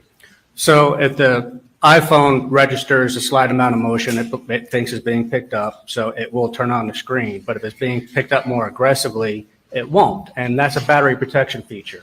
If you had the iPhone in your pocket and you were jogging, you don't want the screen to stay on the whole time. So when the phone is moving more aggressively, the screen does not turn on. And so you're asked to do some tests in your lab with a test device, correct? That is correct. I obtained an iPhone 11 Pro Max, which is the same make and model as the phone that Maggie had. All right. And what software version was on your test device? The software that was on my device is iOS 14.8. The one that was on Maggie's was iOS 14.6. So the iOS that was on my device that I tested was Come on, slightly. Maggie, update your phone. And did you perform a series of Overtime tests throwing a new phone around? with Okay. various motions I'm and intrigued. various throws with this phone to determine, and were you able to develop an opinion of when the screen might come on and when it might not? Basis for objection. Rule 5, this is an experiment performed on evidence, actually something seized, and we have not been provided this. Objection is overruled. Rule 5 does not apply. Thank you. So you did perform a number of tests, correct? Yes, sir. Performed many tests over the weekend. I pick Over it the up weekend. and shake it, pick it up and throw it. I threw it off to my desk. I knocked it off of my desk. I tried to flip it end over end. I tried to throw it like a Frisbee. I did each one at least 10 to 20 times. Okay. And were the results 100% conclusively? I mean, did the phone do the same thing every time? No, not at all. Sometimes the screen would turn on. When I threw it, laying face up, and then the screen would turn on. But a lot of the times I would throw it and the screen would not turn on. It depends on how the accelerometer registered that movement. So based off of your test, is it your opinion that an iPhone of the same make and model as Maggie's could be thrown and the screen not turned on? Can't lead the witness. All right. Did you develop an opinion about whether the screen would turn on every time a phone was thrown? If the phone is thrown, the screen does not always turn on. In my experimentation, I determined that when the phone is thrown more like a Frisbee, 9 out of 10 times, the screen does not turn on. 9 times out of The 10. times that it did turn on most often was when I pick it up and tried to shake it, then the screen would come on briefly. But 9 out of my 10 times, screen is when you coming toss a on, phone like a Frisbee, the screen would not turn on. correct? That is correct. I'm far from the state. All right, that was weird. Okay.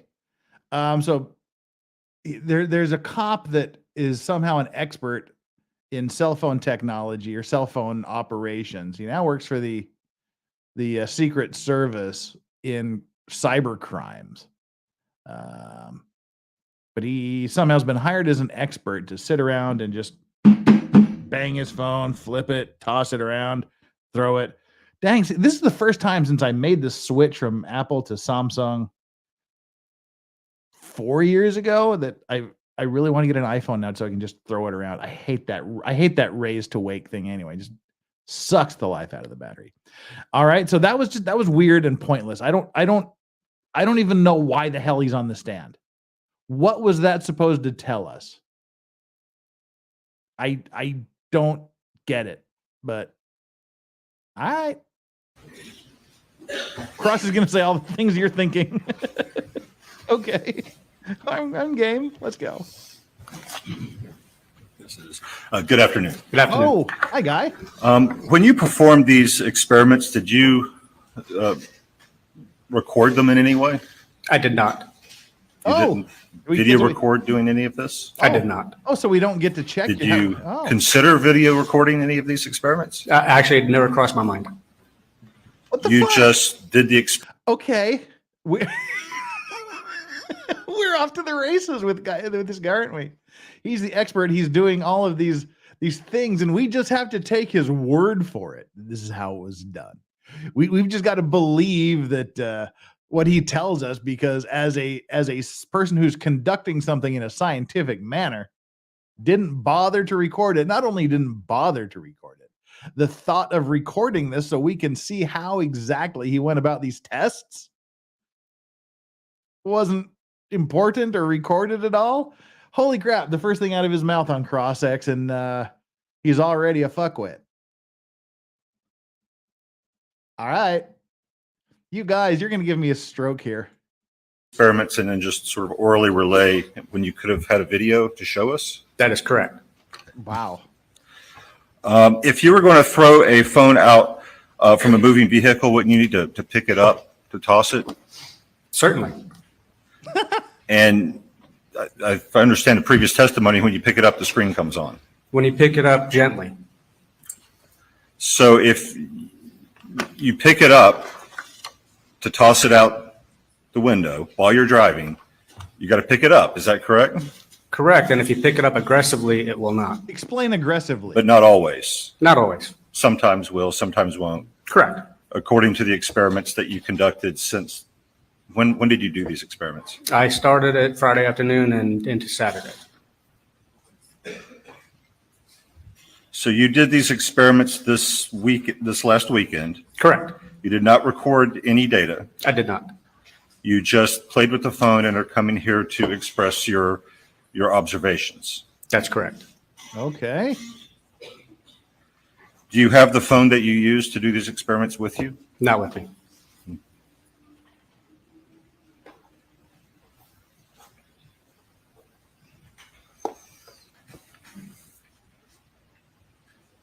Are you aware of how the phone in this, Maggie's phone in this case, how it, when it was located, what its position was? Have you seen the photos? I have.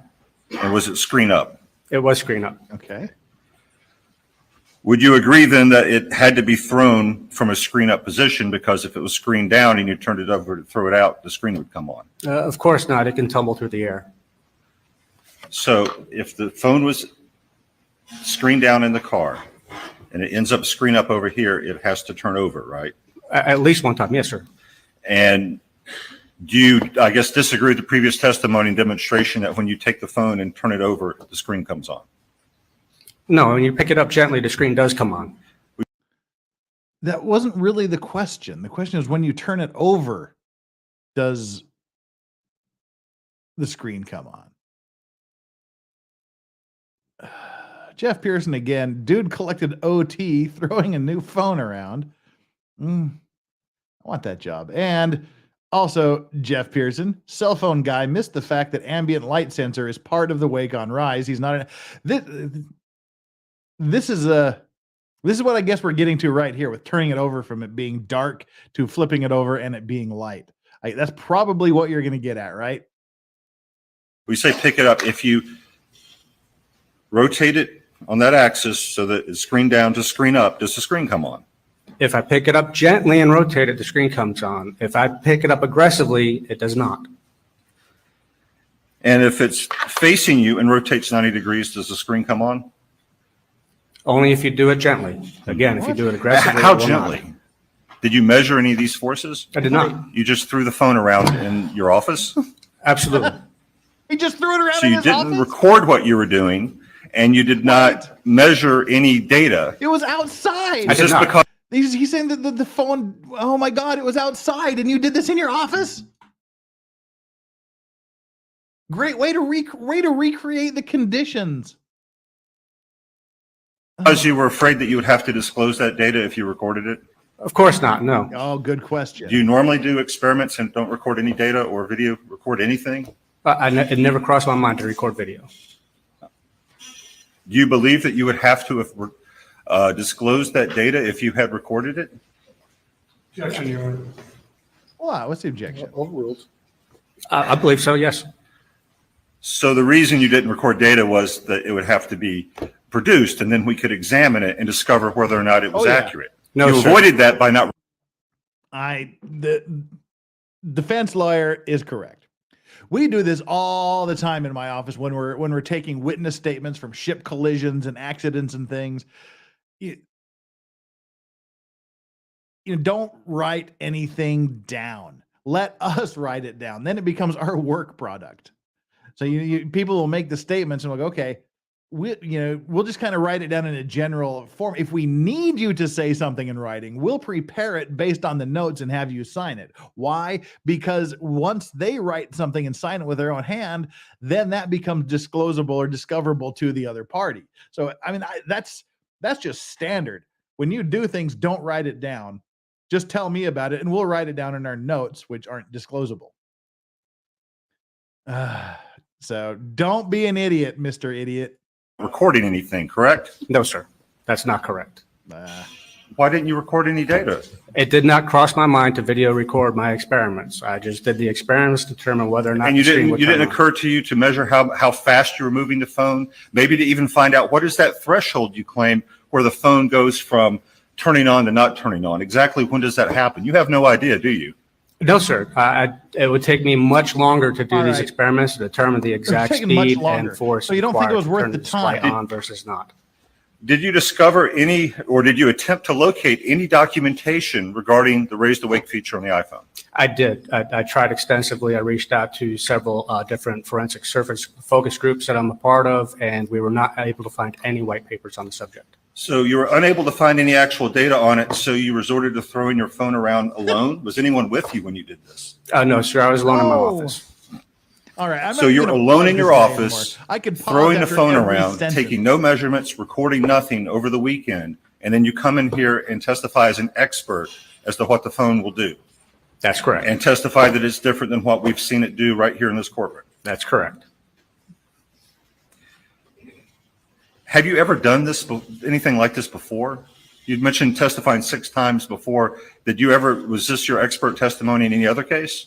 When my expert testimony in other cases was always about cell phone reports and the data contained therein. Oh, no. I've never actually done physical Oh, no. experimentation to come up with a realistic result. So your previous experience was extracting data from cell phones. Is that accurate? Correct. Is that what you're trained to do? Yes, sir. The training that was listed, it was to extract data from a cell phone? Yes, sir. Are you an engineer? No, sir. Do you have any certification in engineering? No, sir. Do you have any degree, academic qualifications in engineering? No, sir. Have you ever worked as an engineer? No, sir. You're trained in extracting data from the cell phone. That's correct. And when it comes to tossing it around and seeing how it moves, you don't know anything more than anyone else, do you? No, sir. So you had this, Your Honor, Based on the previous answer, I would move to strike the expert opinion. Gotcha, bitch. On what basis? The witness just testified he has no expertise in this. That he just said he has no more knowledge about this than anyone else in the courtroom. That his expertise is in extracting data from the cell phone. Seriously. And that this opinion is therefore outside of his expertise, and this is inadmissible opinion Previously testimony. stipulated that he's an expert. Yes, Your Honor, in extracting data from the cell phone. Yes. Which was before we got to this testimony about Says the statement. Your Honor, this witness performed a series of tests. He's reporting on, I'm sorry, Your Honor. We know that. He's testified to that. And he's expressed his opinion of what the phone will do in those series of tests. It's not an absolute He's not opinion. an expert in what the phone but I think does, he can- clearly. His opinion of when the screen would light up is something he tested and something he can testify. Anything further? Your Honor, simply that when he was proffered as an expert before this testimony, it was in extracting data from the cell phone, not in engineering, electrical engineering, which is where he's gone now. Yeah. Objections overruled. Oh, what? What? So you just testified. Are you serious? This was a clear throwaway. As you said, he's an expert in data extraction. All this physical shit, where it doesn't even enter his mind to consider the possibility of recording it. He doesn't have any witnesses. He's just throwing it around the room, fucking flipping it around. This thing was frisbeed outside, allegedly, but yet he does all of his experiments inside. And in what way is this expert? Holy crap. Judge, come on, bruh. Judge. Oh, Judge. You Oh my have no God. more knowledge about engineering the iPhone than anyone here, correct? I know more about how the iPhone works, but no, sir, I'm not an engineer. You're not an engineer. When you said that the accelerometers are what Yeah. trigger this feature, how do you know that? That's from data that's on Apple's website.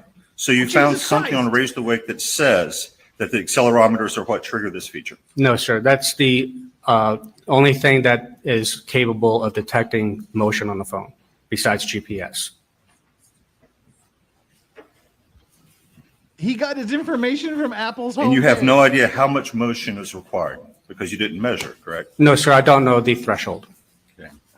You, this weekend, sat around your office No. by yourself, recording nothing, tossing the phone around here, and are now reporting those results as an expert in what? In cell phone forensics, I understand how cell phones operate more than most people. Do you understand the electrical engineering? Do you have any background in that? I am not an engineer, no, sir. Do you know how the accelerometers in the iPhone work? Can you tell us? Not exactly, no, sir. But I know that they exist, and I know that's how the iPhone determines motion. Wow. So there's There an we go. unknown There, device Jeff within the Pearson. phone that detects motion in a way that you don't understand, and some amount of motion that you don't know how much because you didn't measure it does something that only you saw in your office this weekend. Is that Well, correct? no, I know what that is. It's the accelerometer. The accelerometer is what detects the motion, and that's what causes the iPhone to race to wake. How does an accelerometer detect motion? I'm not an engineer. I do not know how it detects motion. I just know that it does. But sir, you really haven't said anything you couldn't quickly find out on Google. Isn't that correct? Probably, yes, sir. Oh, Jesus. You have no expertise in this. I have expertise in how cell phones work. What do you mean by that? How cell phones work? So I can tell you all about the knowledge C databases. I can tell you about the ways iPhones are not iPhones. I can tell you the way some software is written, what kind of code it's written in. I can tell you how data is stored on a cell phone. That has nothing to the do with programming it, right? that's involved with the iOS feature and the different databases that are involved. Can you tell us that if somebody was driving down the road, picked up a phone that was either on the seat or pulled it out of a pocket or something like that, and while continuing to drive, threw it out the window, that the screen would not come on if it landed face up? I cannot tell you that it will not come on. I can tell you that it might not come on. because when you were alone, throwing your phone around, you think it didn't come on sometimes. Objection sustained. No further questions. Anything further? Just real quick. Do we need to watch this? Mr. Barber is asking about picking up a phone and then tossing it, about the razor weight. I don't think we need to watch this. That was bad. Holy crap. That was bad, guys.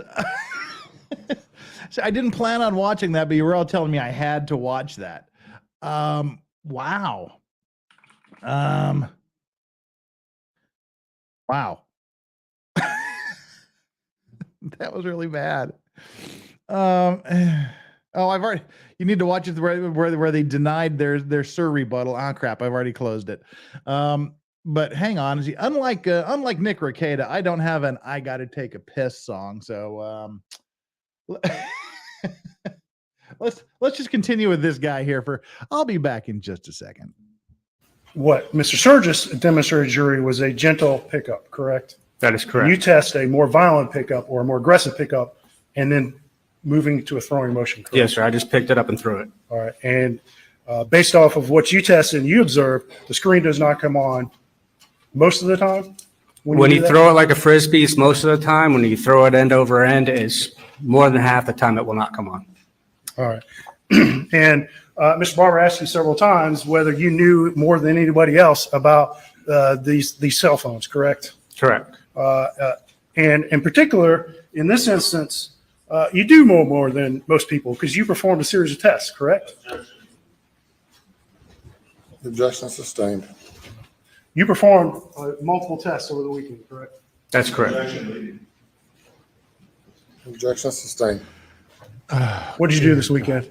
What did you do this weekend? I played with my phone and threw it around the room. That's pretty stupid. I need to commission someone to write some music for me. I need an intro, an outro, and a I'll be right back tro. I really do need that. Seriously, if there are any seriously cool musicians who want to do some really good bumper music for me, hit me up at theillegalvices@gmail.com and we'll talk. I seriously want some custom music. I've decided that. That's a decision I've just made. Oh God, that was rough.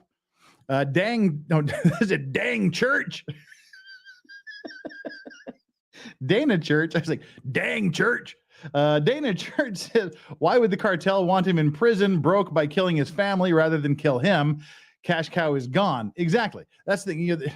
I mean, that's just simple mafia-nomics. Somebody owes you $1 million, you whack them, you don't get your $1 million. Somebody owes you $1 million, you whack a couple of their loved ones, you probably get the $1 million back a little quicker. Man, cash cow is gone. How is Alex a better phone expert than all the phone experts to set up a perfect alibi? Right. And Furby Slayer. Is this not a perfect example of a corrupt? I don't think it's not an example of a corrupt court. It's an example of an overly permissive judge who tends to have a very strong prosecution bias. I don't think it's corruption. Ooh, you play a cigar box guitar. Cool. I always wanted to make one of those.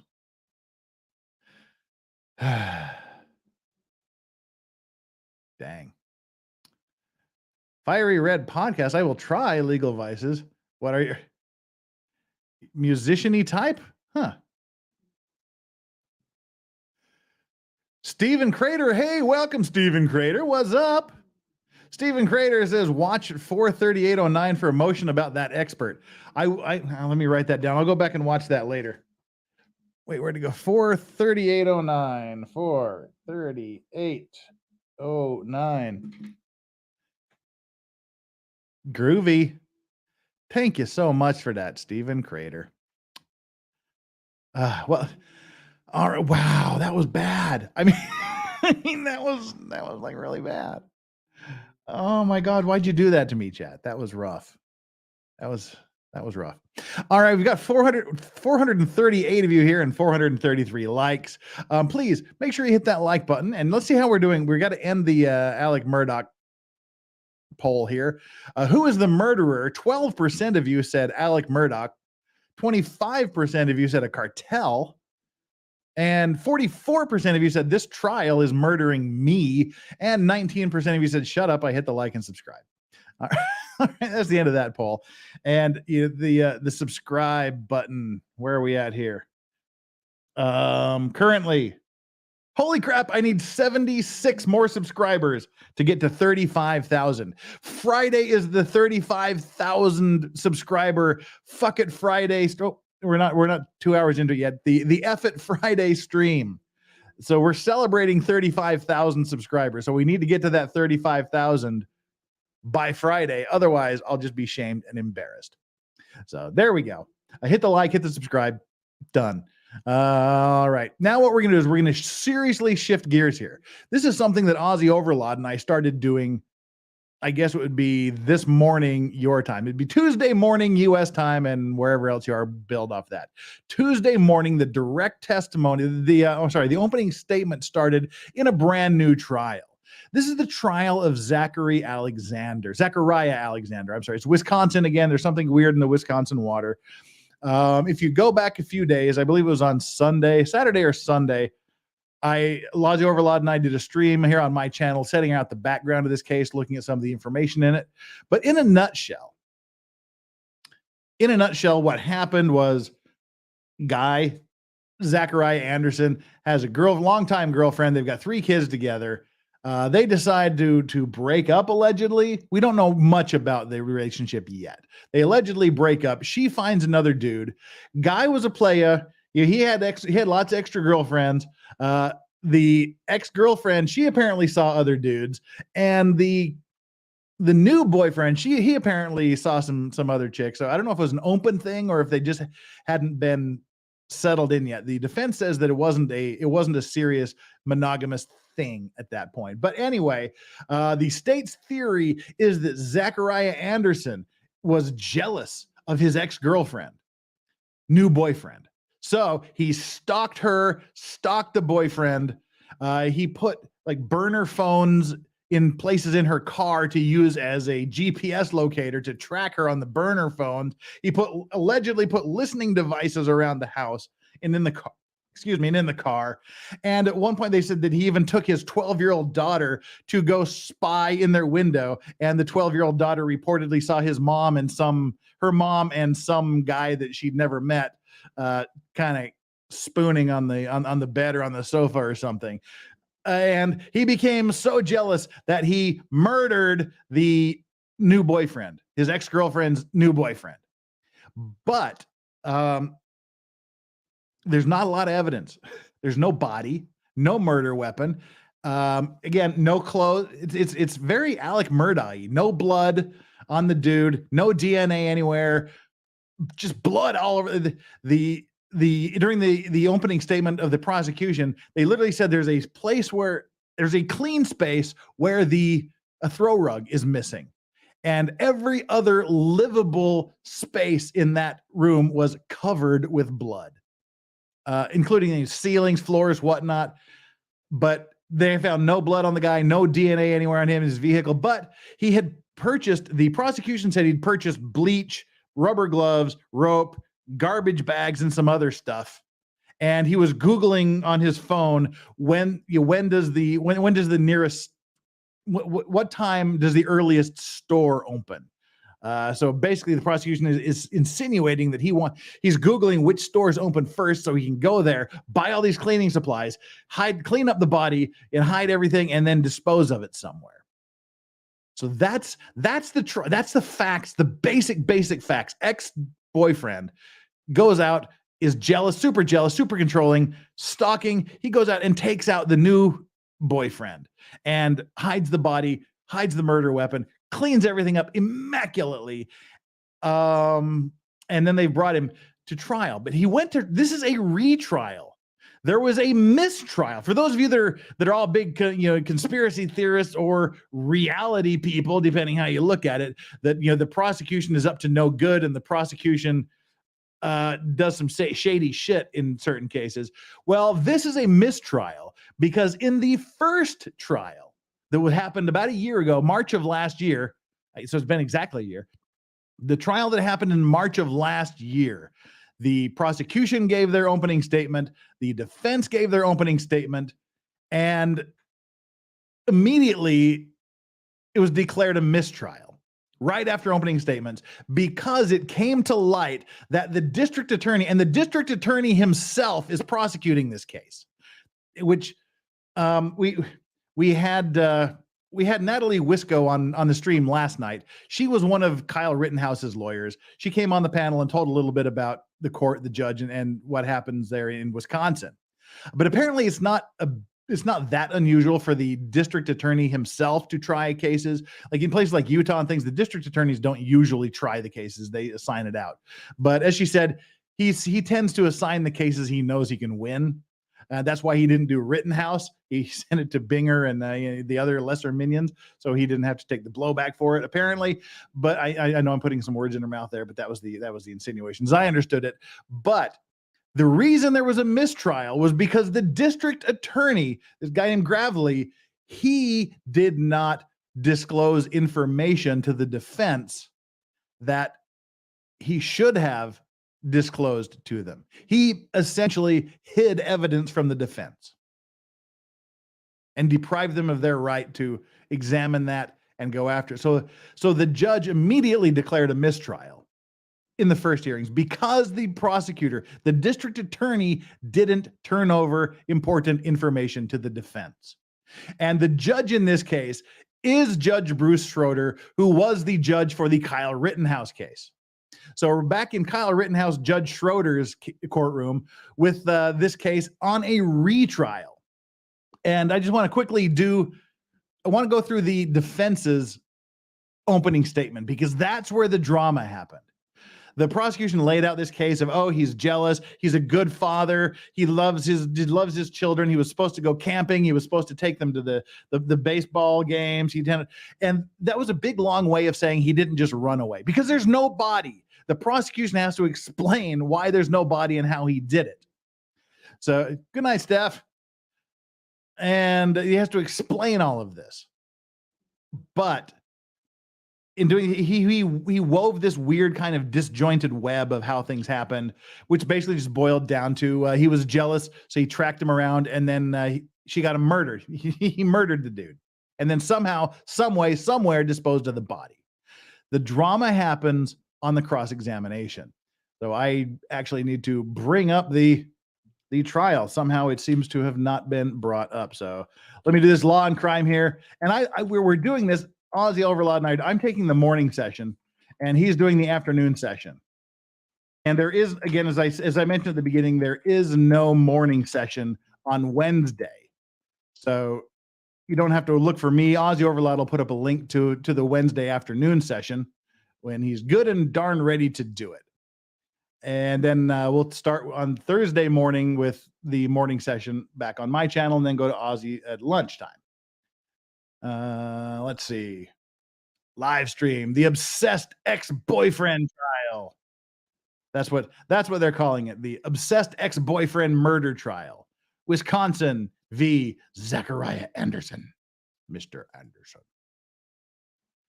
All right. There we go. We got all the super chats out of the way. Yep, we've got all the super chats out of the way. So we can totally switch gears here and go to a brand new trial because we're just tired of Murdaugh, and welcome all of you and invite all of you to come over and watch this new trial. Gavel to gavel, we're covering it. We'll see why there's not going to be jury trial and testimony in front of the jury today. We'll get to that right at the end of this here. Let me find out where it is. This is the prosecutor giving his own open statement. We've decided he looks like Steve Martin, and he sort of kind of sounds like Steve Martin. All right. The prosecution, she's instead here, and there's the judge. There's the judge himself. And let's see. Let's go. Go right to the defense opening statement, and you may proceed.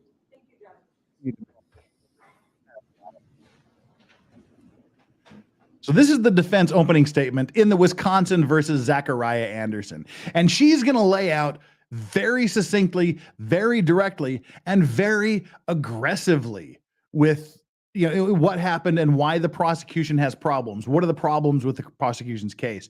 And you all saw, if you watched the Kyle Rittenhouse trial, you saw how little crap that the Judge Schroeder puts up with it. Don't get brazen with me speech that he gave, and a bunch of other times he chastised people. She actually she handles the judge quite nicely through this. So let's start and go through this here.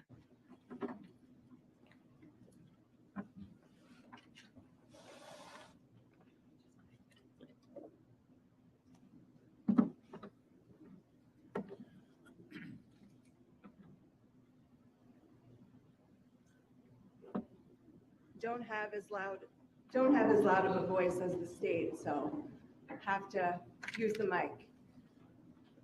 The essence of this case is actually quite simple.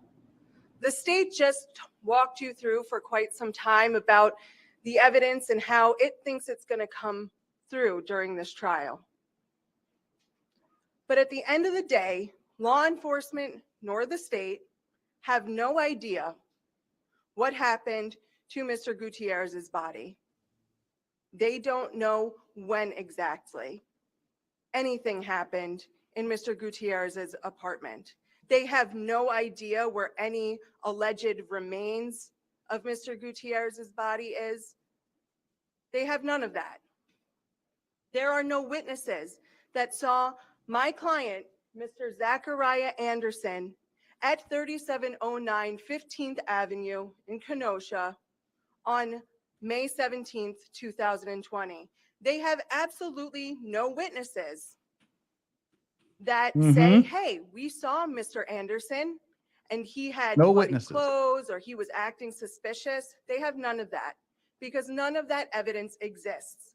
No body, no human remains, no indication of cleaning up a crime scene despite what they state occurred in that van. I'll talk to you a little about that later.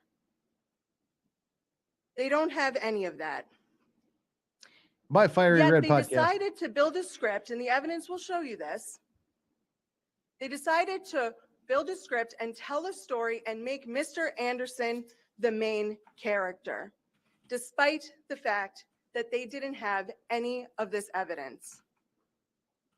No body, no human remains, no witnesses, nothing. If you're looking in the wrong places and at the wrong people, you are not going to find the information you're looking for. That's a paralegal back there in the background. The state just talked to you at length about some of the evidence that it believes is going to come in, and that evidence is going to show you that Mr. Anderson committed the crimes as charged. He's the defendant. In the state and myself, he explained to you kind of what opening statements are. Not going to do that. You're all capable people of understanding why we're speaking to you right now. But I'm speaking because I see the evidence a little bit differently. And when I'm walking you through the evidence that will come in today, it's not based on speculation.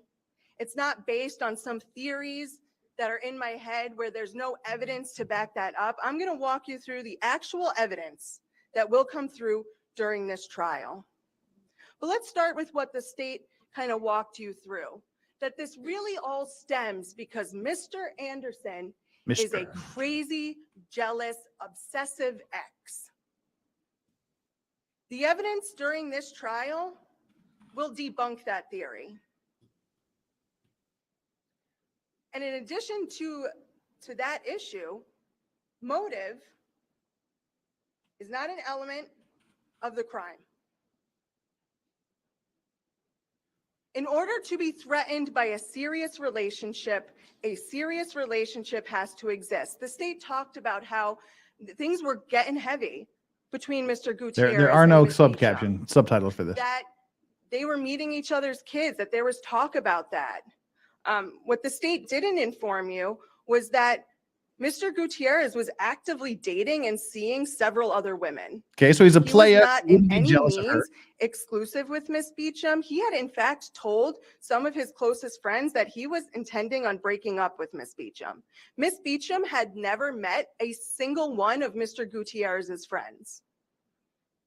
And this concept of that the state talked about how, you know, she had never talked to her child about Mr. Gutierrez, or that that information must have come from Mr. Anderson. That's not accurate. And the text messages that will come in will establish that Miss Beecham had discussed Mr. Gutierrez with her daughter. There were text messages that she sent to Mr. Gutierrez that says, Liv wants to meet your kids before she meets you. Well, obviously, she must have had a conversation with her daughter about who Mr. Gutierrez was, but still doesn't change the underlying factor that this was not a serious relationship. Additionally, from February of 2020 through May of 2020, there was consistent communication between Mr. Anderson and Miss Beecham. And that communication wasn't, oh, I want you so bad, come back with me. It was kind of a mutual agreement that their relationship was toxic. They were never getting back together, that she had guys she was seeing, and Mr. Anderson had his own girlfriend. There's no jealousy, she's saying. The timeline. The state said that the timeline shows Mr. Anderson must have been involved, but the state's ignoring critical evidence as to that timeline.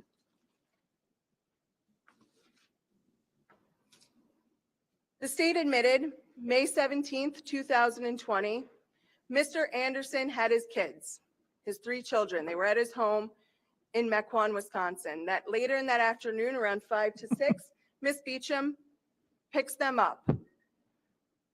Mr. Anderson then, they don't have any evidence that Mr. Anderson left his home.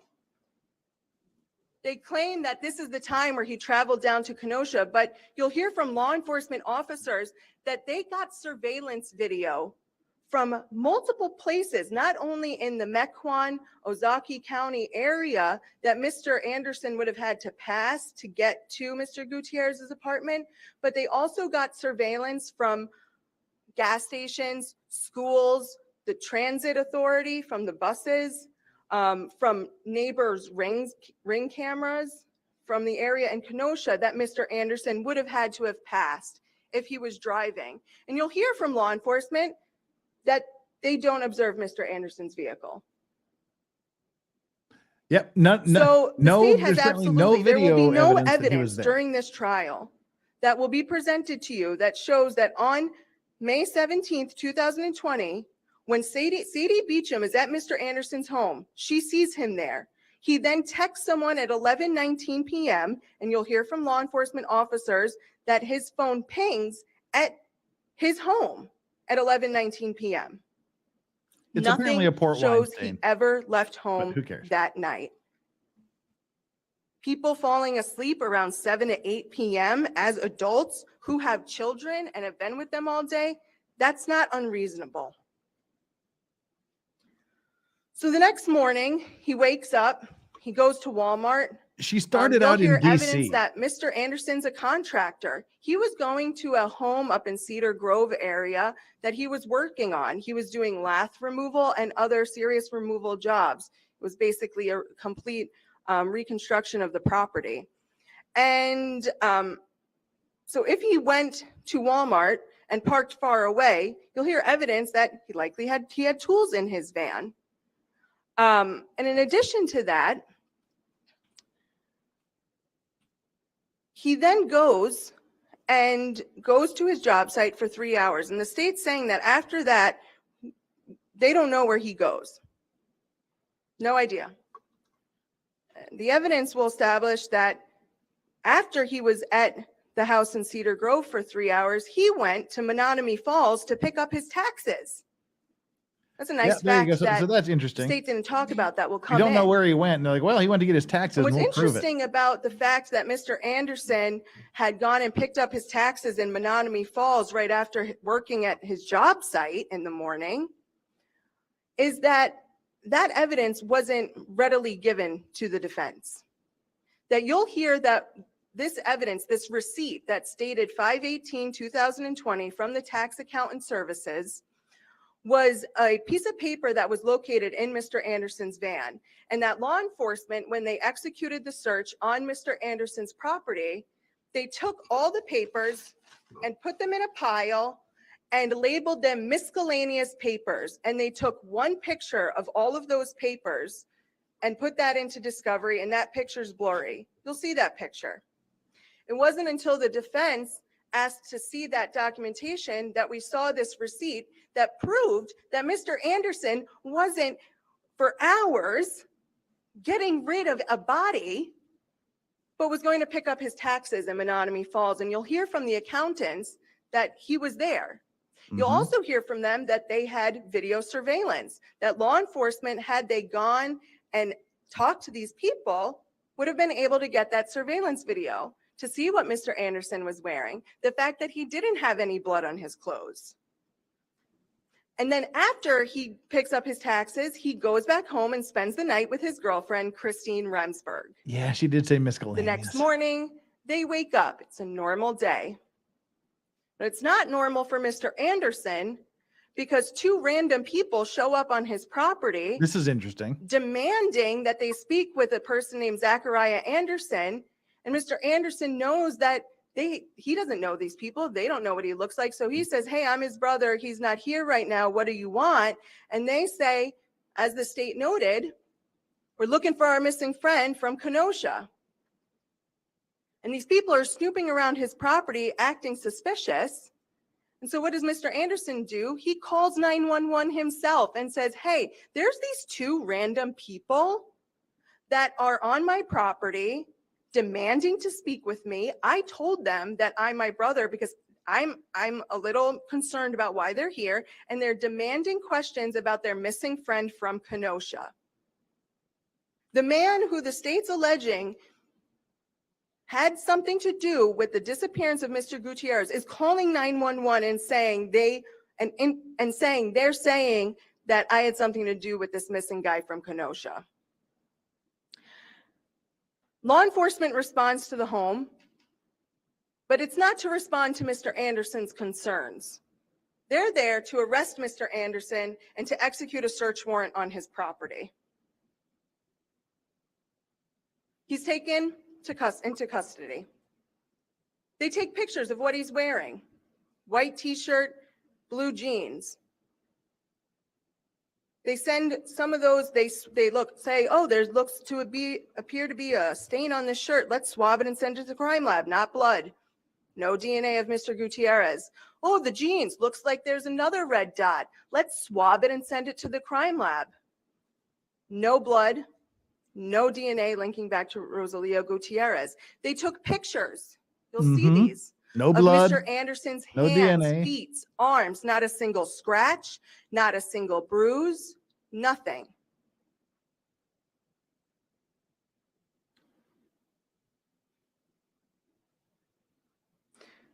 So the state's assertion that there's going to be evidence that Mr. Anderson had time to get rid of every single possible piece of evidence, the body, all remains, everything that he used to clean up. The state talked about some items bought at Walmart.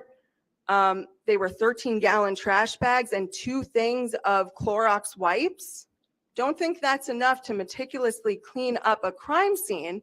Now, see, that's the interesting thing. When in the prosecutor's original open statements, the opening statements he gave a year ago, he didn't mention it this time, but the ones he gave a year ago, he said that the defendant went and purchased Clorox, like bleach. He purchased bleach, and she's now saying it wasn't like jugs of bleach. It was 2 packages of like the Clorox sanitary wipes, like, you know, wet wipes, which is much different than like bottles of bleach. So she's saying 2 packages of these Clorox bleach wipes aren't going to clean up a crime scene. And she has a very good explanation as to why he would have had these.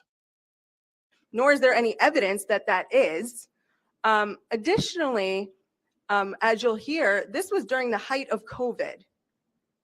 It was basically still almost about to be the lockdown, or actually was in the middle of the lockdown. So searching to see what stores are open before you go to a job site was not bizarre. You'll also hear that during COVID, items such as Clorox wipes and gloves were extremely hard to come by, and you would pick them up when you got the opportunity. So the timeline that the state told you, there's evidence that supplements that shows Mr. Anderson could not have had the opportunity to commit the charged offense. The other piece of evidence that the state talked about was Marquand Washington, and that Mr. Anderson. Oh, see, this is my favorite part. This is my favorite smashing. Her voice isn't really shaking. It's, I mean, she's very confident. She's very good at her job. She's very experienced. It's just her voice thing. But she does get a bit angry here a little bit later. This is the interesting part. They basically, the one person, the prosecution says that he confessed his crimes to this Daquan or whatever his name is, his cellmate in prison. So he confessed his crimes to his cellmate in prison. These jailhouse confessions are some of the most unreliable testimony you will ever hear ever in your life. The rats, the snitches, they make up shit because they're like, hey, I got some information. I'll give it to you. Reduce my sentence and I'll give you this information. Oh, you need someone to testify against him? Well, you'll never guess what he said to me last night. So basically his cellie allegedly ratted him out because he was just, well, she'll get into what he was talking about. But that's their big witness, is this jailhouse confession. No, she didn't represent Rittenhouse. On my stream last night or yesterday morning for you guys, Natalie Wisco, who was one of Rittenhouse's lawyers, she joined me on the panel a couple of times during the day to offer comments. So if you want to see that, go back and watch that. This is the judge in the Rittenhouse case. So this prison house confession, that is the one piece of prosecutors' direct evidence against him, the confession that he allegedly gave to his cellie in prison. Not that she'll talk about it, but I thought that was very, very interesting. That's their one piece of big information, big evidence they've got against him. Allegedly admitted to him that he did this and that he stabbed Mr. Gutierrez, took his body, put it in some trash bags, and took. Yep, he confessed that he stabbed him and he rolled him up in a carpet and hid the body somewhere. That was the testimony from the cellie. Is there a problem with that? Why, yes, there is. Trash out and got rid of him forever. The state talked to you a little bit about Marquand Washington. Marquand Washington is currently facing a minimum of 10 years to life. And it's a federal case. And you'll hear during this trial that in federal cases, when there are mandatory minimums, the only way to deviate from that mandatory minimum, so the only way to get less than 10 years is if you cooperate. If you provide information and then get on the stand and testify to that and cooperate, that the government, who's the prosecutor in a federal case, can file a document to say, Judge, we're asking for lesser than that 10-year mandatory minimum. And you'll see that in Mr. Washington's plea paperwork, the government nicely outlines that in order for you to get less time, this is what you're going to have to do. So, yep, they offered him less time if he testifies against him. No, the state didn't mention this to you, but Mr. Washington is someone who will literally do anything to get out of his situation. Yep. That they had evidence, that the federal government had evidence that he intimidated the witnesses and victims in his own case in an attempt to get out of his situation. And when that didn't work, he was left with one option, cooperation. And in February of 2022, the federal government was told that he had information that he wanted to share, and they wrote a letter to him, and they said, Mr. Washington, we've heard that you want to share some information about some crimes that you have knowledge about in the Milwaukee surrounding area. Please let us know what that is. He did not mention Mr. Anderson in February of 2022, and that's critical because the state said that Mr. Anderson trusts Marquand Washington, but Marquand Washington only was housed with Mr. Anderson for approximately 3 weeks. Yeah, so he hasn't, very short he hasn't housing told anybody in years, in 2 years since it happened, hasn't told a soul about it, but suddenly he's opening up his soul and confessing his deepest, darkest, murderous secrets to some random cellie he's only known for 3 weeks. I'm screaming bullshit on that testimony. Situation. And those 3 weeks was from December of February of 2022. Long crime cut out a lot yesterday. Or no, sorry, I apologize. It was December of 2021 to January 31st of 2022. So in February of 22, he would have had this information, but he didn't share it then. No, he only shared it about 3 in a case that's been going on since May of 2020, when he's allegedly had this information for almost 2 years. But what's even more critical is Marquand Washington, as the state says he will testify, and I'm saying as the state will say he will testify because the defense did not have the opportunity to meet with Mr. Washington. Mr. Gravely, the district attorney, and Vincent Carrera, a detective, they met with Marquand Washington, and they questioned him for an hour and 30 minutes approximately. They did not record the interview. Instead, they gave the defense a 2.5-page summary of what he would say. But what I do know from that 2.5-page summary is that he claims that Mr. Anderson said he stabbed the guy. The officer, the state talked about how you'll hear from officers about the blood stain pattern analysis completed in this case.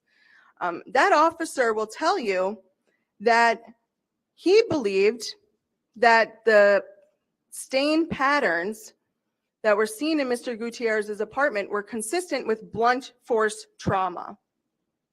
That was his opinion just in February of last year, Officer Van Wee, and in his reports from closer to May 2020, he wrote that he believed it was blunt force trauma, so a heavy object or an object hitting someone. And also Detective Carrera wrote in his reports that it was blunt force trauma. There was never a single mention in Van Wee's reports or Detective Carrera's reports that the stain pattern analysis were consistent with sharp force injuries. There's a difference between blunt force injuries and sharp force injuries. Sharp force injuries is a knife. So this genius Marquand, he testified, he told me he stabbed him and rolled him up in a carpet, when all of the evidence is that he was beaten to death with a blunt object. No stabbing was ever mentioned by the prosecution. So there you go. Not only is he a rat bastard who's, doing this to get a reduced sentence, but he doesn't even have the facts correct. And Barton Bella says, is it Marquand Munch Washington?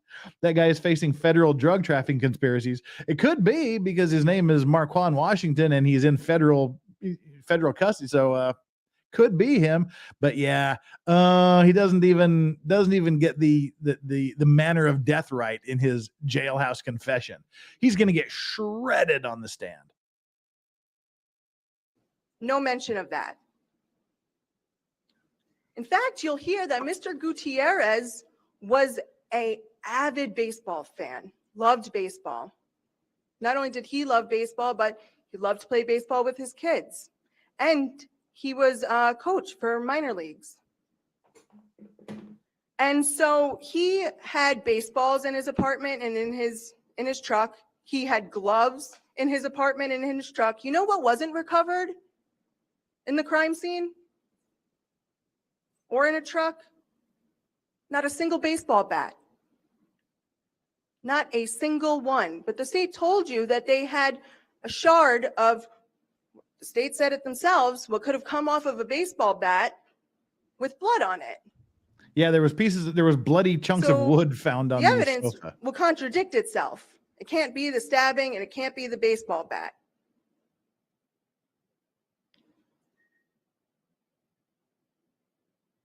The next item that the state talked about was the DNA in the van, and the state claims that there will be a witness that will get up here and tell you that that was blood in that van. And I'm not sure where that's coming from. See, this was very, very, very, very interesting. The only piece of physical evidence they have that allegedly ties Mr. Anderson, I'll never stop doing that, to the murder is a piece of a red spot that the prosecutor during the opening said is indicative of human DNA that matches Mr. Gutierrez, the victim. He didn't say it was. He didn't say it was. He said it indicates that it was, because he was saying this speck of blood was so small that they couldn't run a field test on it, because just doing a preliminary field test on whether or not it's blood would destroy it and use up the only tiny speck of blood they could find. And he said they determined it might be human blood because it wasn't semen, it wasn't saliva, and he just kind of went down this checklist. It wasn't hair. So therefore, the only thing it could have been is possible blood. So they took the sample and they tested it, and he said that it was indicative of the victim's DNA. Well, she's got a different story, and I tend to believe her. From. Because Lisa Treffinger, who's an analyst at the state crime lab, was the individual in charge of processing the van and that particular dot. And it was so small, like freckle size. She's the individual responsible. And you'll hear from her and other state crime lab analysts that they processed that van extremely thoroughly. You'll see pictures of the van too. Not a van that's been cleaned. There's dirt everywhere, dust on the dashboard, no indication that it's been cleaned, no blood in the front driver's seat. In fact, no blood anywhere. They saw red dots, tested it for blood. They did a test that's specific to determine if a item that purports to look like blood is blood, negative. They did luminol testing. I don't know if any of you are aware of that, but what they do is they spray this substance and it will basically light up if there's the presence of blood. Didn't light up. They said that there was this one flicker of light, so they tested that area, negative for blood. This dot that the state claims someone's going to tell you was blood, in an email from Lisa Treffinger, the analyst that will testify, you'll hear her tell you that the state asked her. An email from the state.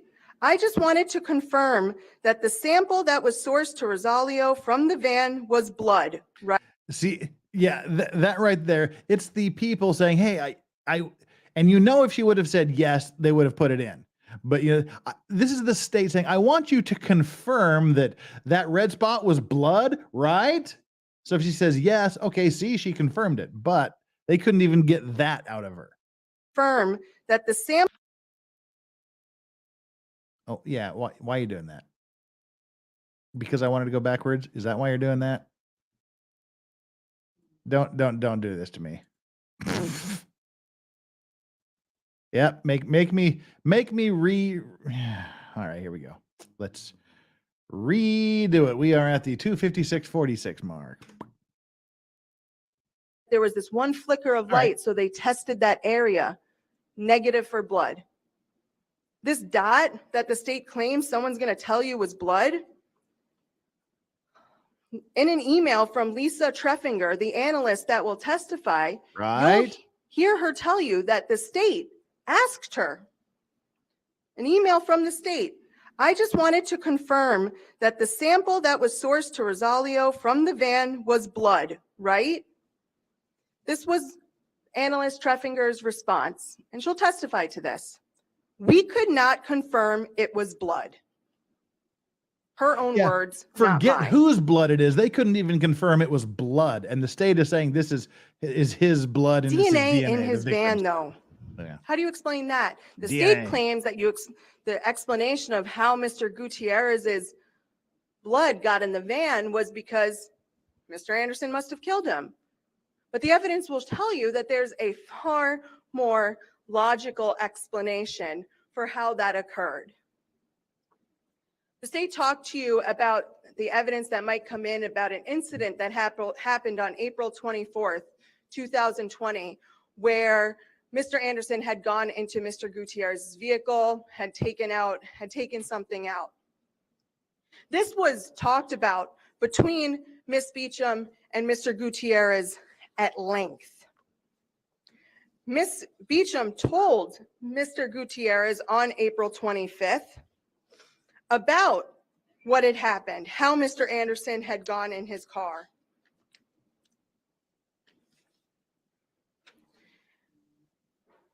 And they talked about how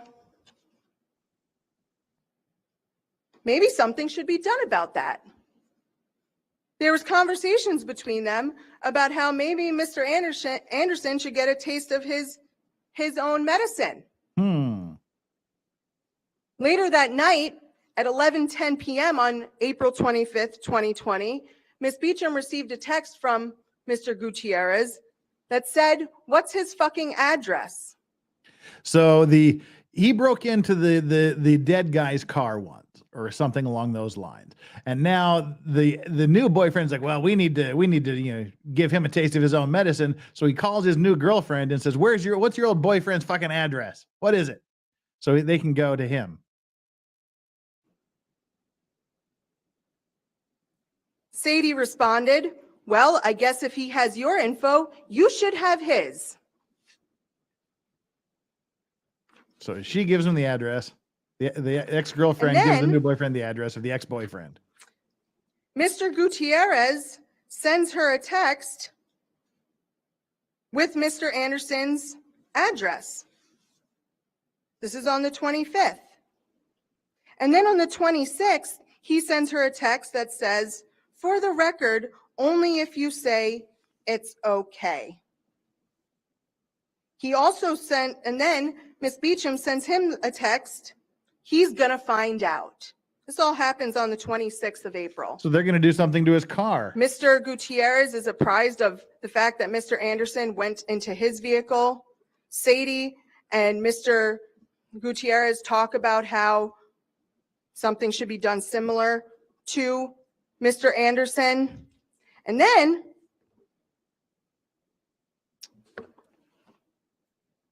on April 26th, 2020, Mr. Gutierrez's Cellbrite location data puts him at 6813 Highland Road, Mequon, Wisconsin.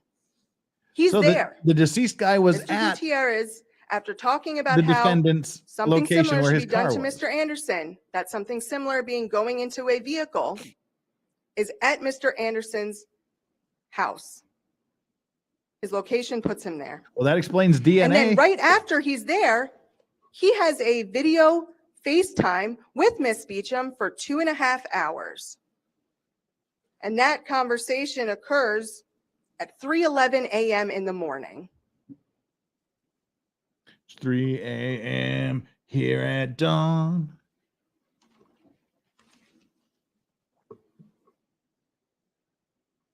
In addition to the fact that there's more reasonable explanations, as you'll see through the evidence, that is ignored by the prosecution, the fact that the timeline illustrates Mr. Anderson could not have done this, the fact that no one puts him there on May 17th, 2020, the fact that there is no blood in the van, there's no body, there are no remains, there's no murder weapon.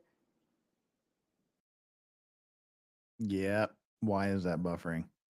Because it's a holiday and every child in Korea is playing on the internet, most likely.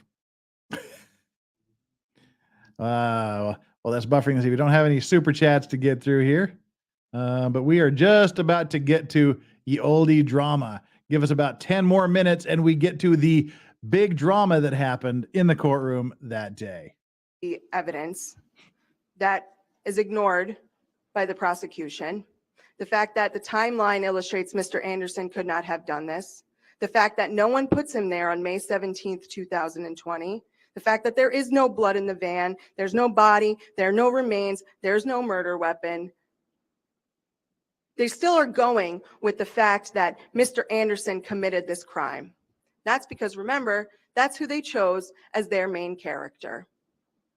So the standard refrain, they didn't look at anybody else. I mean law enforcement only him. ignored legitimate leads and follow-ups, suspicious people. And they ignored that because on May 19th, 2020, when law enforcement met with Sadie outside of Mr. Gutierrez's apartment, she said, my ex had something to do with it.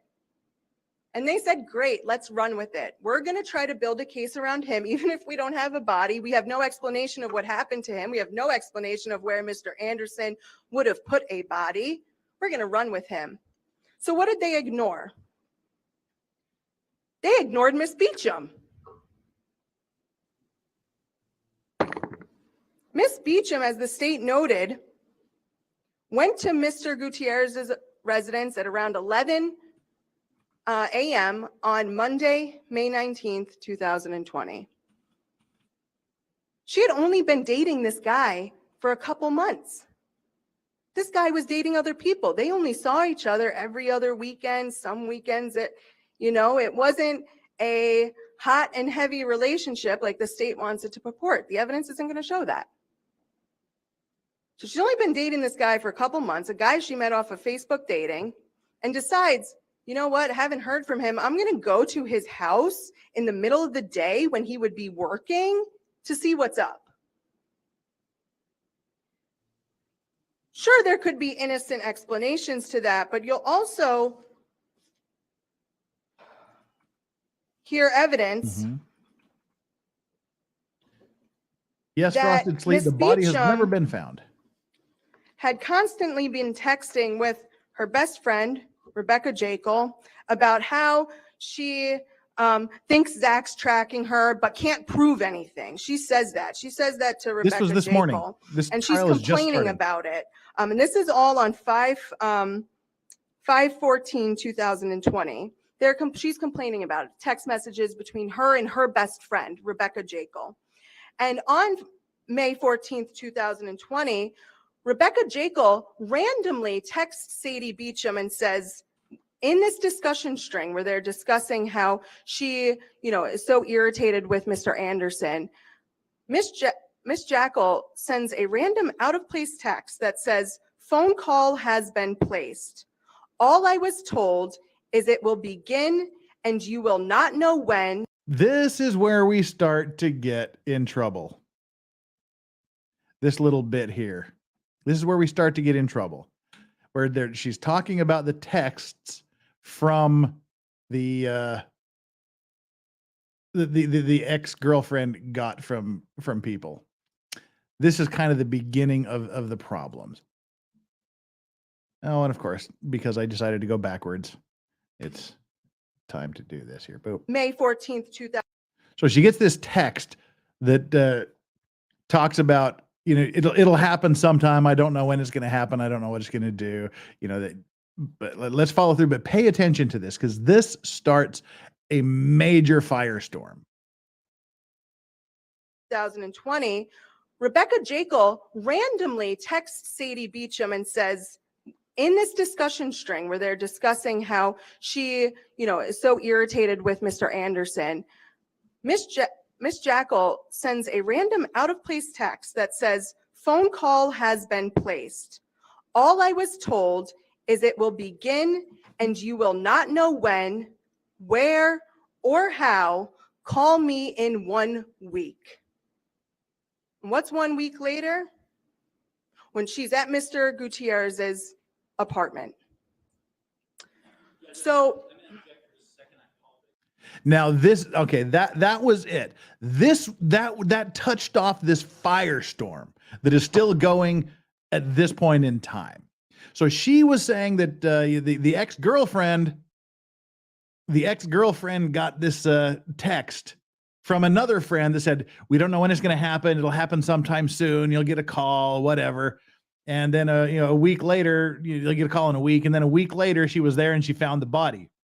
Now, these are what the two arguments are. The prosecution is saying you have just created an irreparable error. You have specifically, because you can say to the jury, you can argue that my client didn't do it. We don't know who did it, but someone else must have done it. And the prosecution hasn't proved it. You can argue that. What you can't do is say, my guy didn't do it. Somebody else did it, and it was probably Joe Schmo. Once you identify Joe Schmo, you get into problems unless you have already made a motion with the court and discussed it. This Denny motion, you've made a Denny motion and discussed it with the court and argued it out and given your reasons and evidence why you should be allowed to finger a specific subject, phrasing, why you should be able to accuse a specific person rather than defend. I didn't do it, he did it, is much different than saying, I didn't do it, somebody did it, but they haven't proved it. So and why is that? That is because the prosecution treats that as, or the other side, the prosecution wouldn't do it because they're saying the defendant's doing it. It's doing it because it essentially means the prosecution hasn't had time to prepare their arguments based on a specific person. So there's the rules of evidence are such that if you want to accuse a specific individual other than the defendant, you need to give the prosecution ample notice of who you are going to finger, who you are going to accuse, and why. So you need to say, we need to make the motion that says, judge and prosecutor, we are going to make the assertion that this person is the one that did it, not my client. And they had this Denny hearing for another witness, and the judge said, Judge Schroeder here said, no, you can't do that. There's not enough evidence to allow you to do that. They didn't do it for this person. So the prosecution is saying you have to declare a mistrial because you did not follow the procedures. It's a technicality. So you need to give a mistrial because we can't correct this. Now it's in the jury's head that his ex-girlfriend did it. And we aren't prepared to deal with that. But her argument is, no, that's not what I'm saying at all. I'm saying there was this text message, but the prosecution didn't check if it was her, didn't check if it was the gardener, didn't check if it was the guy down the block, didn't check if it was the mailman. They didn't look at anybody else except the defendant. So those are the two arguments. One, you've committed a breach that is so serious, we have to declare a mistrial and start again because you didn't give us advance notice that you were going to accuse a specific individual. And her response is, hey, that's not what I was doing. I'm just saying they didn't do their job. I didn't specifically refer to her. And that's what they're going to argue here for a bit in front of the judge. As you can see from the timeline, they actually continued to argue this for 3.5 hours. But we're not going to do it all. We're just going to get like the next 10 minutes or so, and then we'll wrap it up here and tell you what happened. So this is a very, very important argument because if you saw this at the beginning, this is already a retrial because the prosecution did something wrong in the first trial that got it dismissed. He gave his opening statements, she gave her opening statements, and then it came to light that the prosecutors had not given an important piece of evidentiary information to the defense. And the judge declared a mistrial because the prosecution screwed up. Now the prosecutor, in the middle of opening statements, is accusing the defense lawyer of making a mistake that requires a mistrial. My gut feeling, conspiracy theory, thought, whatever you want to call it, is this is the prosecutor trying to get retribution on her. He screwed up. She called him out on it and got a mistrial. Now he wants to get a mistrial against her as payback for her getting a mistrial against him. And that's my gut feeling. I mean, this could all go away with an instruction. These are opening statements. Nothing that any of these people say is fact, is evidence, or is even an argument. It's just an opening statement. You just disregard everything they say. This could all be done away with that, but it doesn't go that way. Let's watch a couple of minutes of the arguments here. If we could have the objection heard outside the presence of the jury. Go ahead, Ms. Gridley. Yeah, what? What did you say? I do want to do it outside the presence of the jury. I apologize. This thread is something that we've litigated prior. Generally, well, folks. Apologize. Quiet, Judge please. Bruce Schroeder. I'm going to ask you to step just into the library if somebody needs to. He said it would be just a few minutes. It wasn't just a few minutes. It was like a long time. Let's see. Let's get the jury out here. Boop. 30901. Why is it being screwy?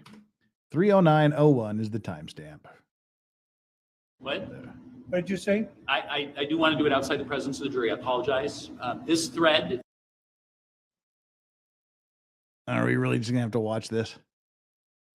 All right, we're being screwy. Oh, there we go. To the jury are text messages. These are not new pieces of information. And frankly, as I indicated in the prior Denny motion, the court has an obligation as a steward of this information to be sure that all parties are dealt with fairly here.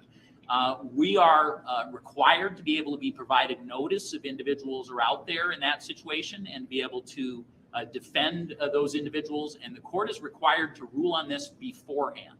So I believe this to be an improper argument. I don't think it can be cured at this point. And so I ask the court to consider what our remedies are. But I believe that this is a clear Denny violation and that this is a mistrial. There's asking for a mistrial. Thank you. In my opening statement, before I started going into this sequence, I talked about how law enforcement did not follow up or look into anything as far as possible other suspects or leads. I'm not offering this. And first of all, I'm just talking about the evidence that's going to come in, right? At this point, this is what the opening statement's for. This is a message string between Miss Beecham and another witness. This will come in. And it's not to offer it, Judge. It's not to offer it to say it was her. It's to offer it to show that law enforcement did not investigate her, did not investigate anyone else. That's not a Denny motion. I'm not pointing the finger. I'm not saying Miss Beecham did it. I'm saying they could have followed up on this. They should have followed up on this, and they didn't. It's very different. First of all, you're telling me it's not coming in. And if it's not coming in, then you're not supposed to talk about it. No, I said it is coming in, that this will come in through witnesses. Say it wasn't going to come in. No, sorry. If I heard you wrong. Okay. Did you want to respond, Mr. Waverly? Yeah, you can talk about whatever purpose you want. The argument made to the jury is other people should have been looked at. I mean, you couldn't be more clear in your argument. The argument was other people did this crime. My client did not. Other people did. Here's example one. And see, this is the bullshit thing. He is trying to puff this up because of course she's saying someone else did it, you dumbass. If she says my client did it, it's over. Her job is to say somebody else didn't do it. That is the most stupid thing I've ever heard a prosecutor say in the last 20 minutes. That is just dumb. Of course her argument is somebody else did it. The only problem is, did she make the mistake in saying, here is specific example number 1, here's specific example number 2, or did she do it to say, he didn't do it, this person did it? That was just a dumb, stupid fucking thing to say. It's clearly saying somebody else. What do you want her to say? My guy did it? Take your pick. My guy did it or somebody else did it. And she's giving examples of who it wasn't looked into.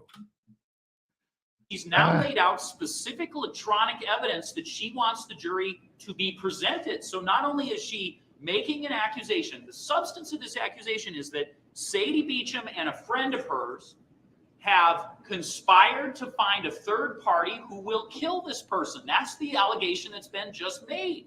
And she's indicating that's what the text would lead a reasonable person to believe. There's been no notice of that specific allegation. The jury has now heard it. It's been shared with the jury. There's a whole body of case law in Wisconsin that does not allow a private citizen to be accused. And for a person to say, well, that's not for the purpose of accusing another human being of murder, that's what she's done. That's the argument that's been made. It doesn't matter if that's not the sole purpose you have. Your objective here is to tell the jury, hey, there's reasonable doubt. Sadie Beecham did this. Look at this electronic message. That's why you argue that. There's no other reasonable argument as to why this has been shared with the jury. And why weren't we given notice of this? Why wasn't, when a Denny motion was filed with all the details, and I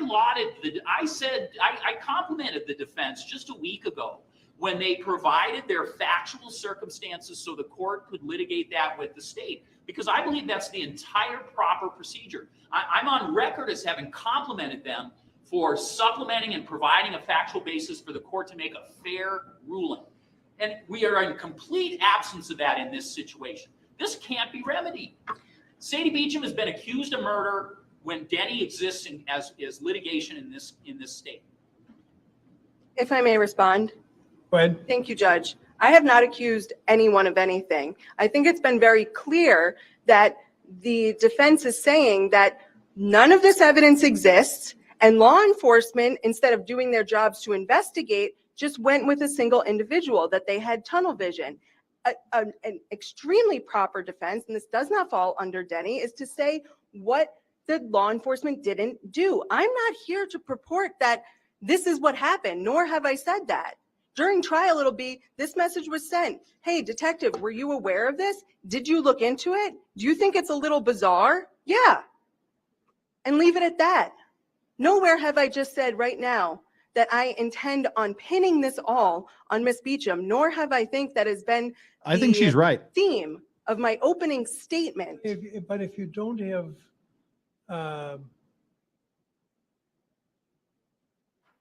greater information than that, and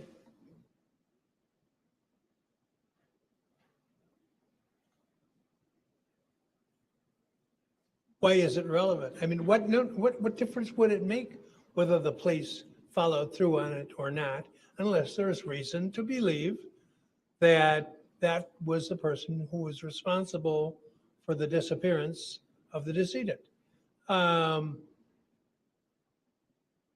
It's irrelevant. And I mean, I'm hoping they didn't investigate me too, or Mr. Gravely, or Ms. Griseric. They'd have to have a reason to do that. And if there isn't abundant reason to suspect that Ms. Beecham was involved, then I think Mr. Gravely is quite right. This is just a camouflaged Denny effort. The defense would respectfully disagree with that, Your Honor. By sustaining the state's objection, the court would ultimately be holding that the defense cannot go into how law enforcement didn't do their job, which in a case where there's no body, no evidence of human remains. Why didn't you file a motion? It's not a Denny motion. I'm not offering this to point the finger at someone to say this person did the crime. You have an alternative actor theory.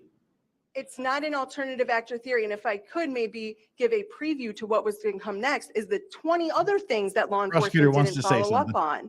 It's more targeted, if I may finish, it's more targeted to what law enforcement did or did not do, opposed to what some third party did or did not do. That is what this is going towards. And the defense would maintain that that is extremely relevant. It does not fall under the curtails of Denny, and that we are permitted to go into that in opening argument and during the pendency of this trial. Okay, I want to be heard on the precise thing that was said by the defense, because this is a disingenuous argument to say, my argument is just a police officer. Here's the text message. Isn't this weird? That's what she just told you. Here's what she represented to the jury. She said that she read the text message and said that this mysterious third party will take care of this, but you won't know the details and we'll know in a week, right? And then she said, she commented to the jury, and a week is when Sadie Beecham goes and discovers this bloody scene. So she ties it in. She says, guess what, jury? At the end of the week, it's Sadie Beecham who, in response to this message, has now made this discovery. This is implicating Sadie Beecham directly in a homicide. That's the only reason you make that argument. She didn't remark, and I didn't object when she first began to speak. What she told the jury was that this is bolstered by Sadie Beecham being the person who discovers this scene a week later, which is in accordance with the detail with the text. This should not be investigated by the state on the fly. This is just not Denny does not allow a scenario where a fellow human being can be accused of a homicide and the state is expected to figure out on the fly what this information leads to. The jury has every reasonable expectation right now that Sadie Beecham could be the killer based on what's been said. That should never, ever be said in a courtroom until Denny is litigated, ever. I mean, this is a line that it's not even a close line that's being crossed here. And we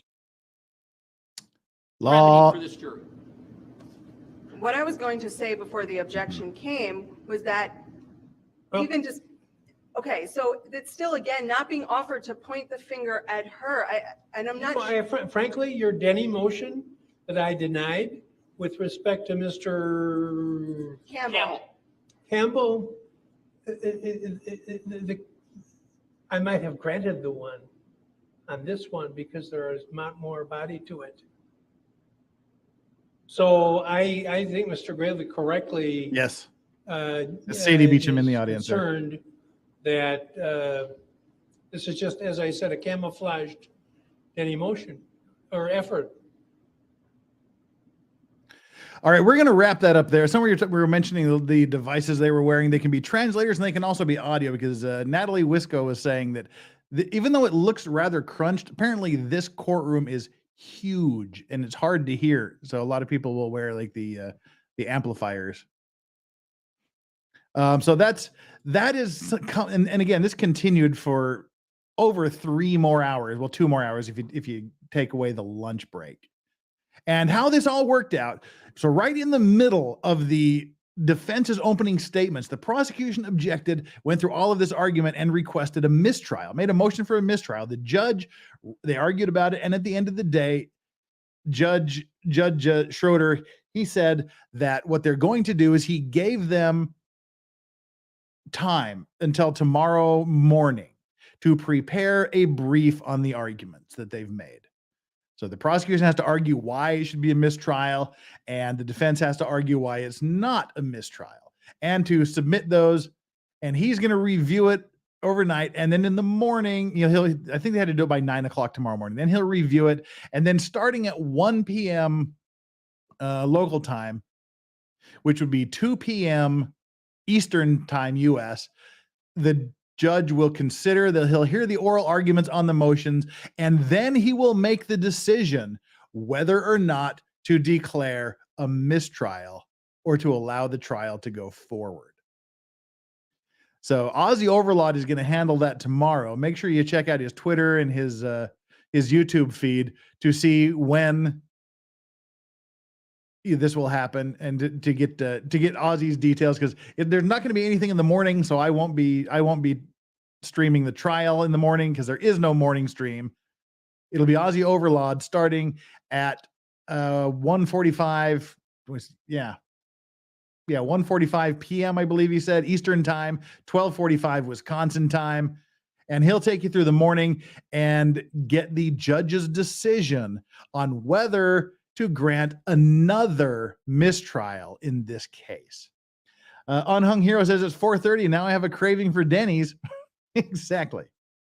So we'll find out, 24 hours from now, well, even less than that, possibly 12 hours from now, we'll know whether or not there's going to be a mistrial in this case. Assuming, and I don't think there's going to be a mistrial, I think the judge is just going to give an instruction to the jury to understand that nothing they're saying is argument, nothing they say is evidence, nothing they say is proof.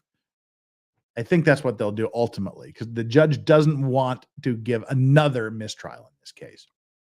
So assuming it goes forward, Then tomorrow, what'll happen is I'll do my O.J. Simpson stream at 8 a.m. Eastern time. And as soon as that's done, I will automatically roll over into the next day of this case. So please, I know the Murdaugh thing is going on. The Murdaugh case is coming to an end. Now they're going to go on a little field trip to the crime scene. They're going to do their closing arguments. They're going to do the jury instructions and then the god-awful deliberations. So it could be well into next week before there's a verdict in this case. But we're going to be doing this. Ozzy Overlord and I are going to be doing this. So please, we'd love to have you here. Enough of this Murdaugh shit. Enough of the Murdaugh case. But while we're streaming, whenever the verdict is handed down, we will break away and show the Murdaugh trial verdict live. This trial is expected to go 2 weeks. We hope there'll be a lot of turnout for this. I think everybody's tired of Murdaugh. I'm tired of Murdaugh. Ozzy's tired of Murdaugh. So we're doing this.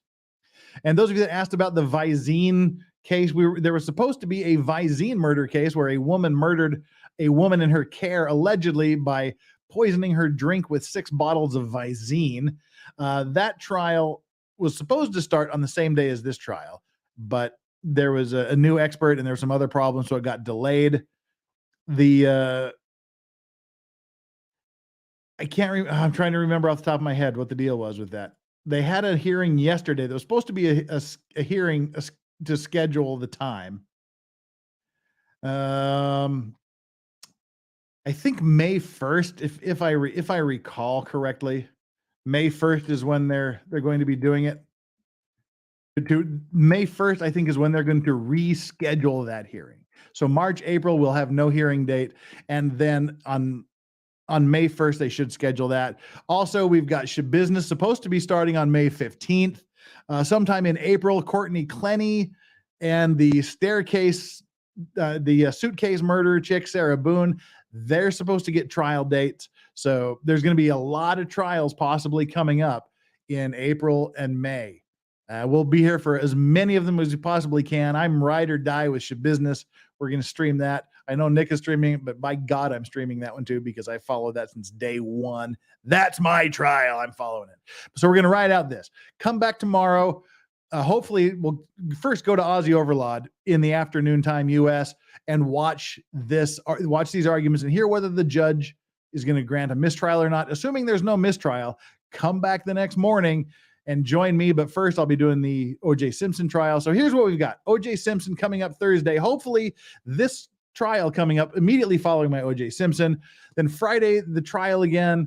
And Friday night U.S. time is my once a month Fuck It Friday stream I do, where we just say fuck it. We have a huge panel of guests. I grift for as many shots as possible. I try to liberate you from all of your money. You throw your money at me to get me drunk. We have a lot of fun. It's just a total tongue-in-cheek, good-natured griftathon, so I don't have to keep grifting for funds the entire month. We just wrap it up all in one day. $100 shots.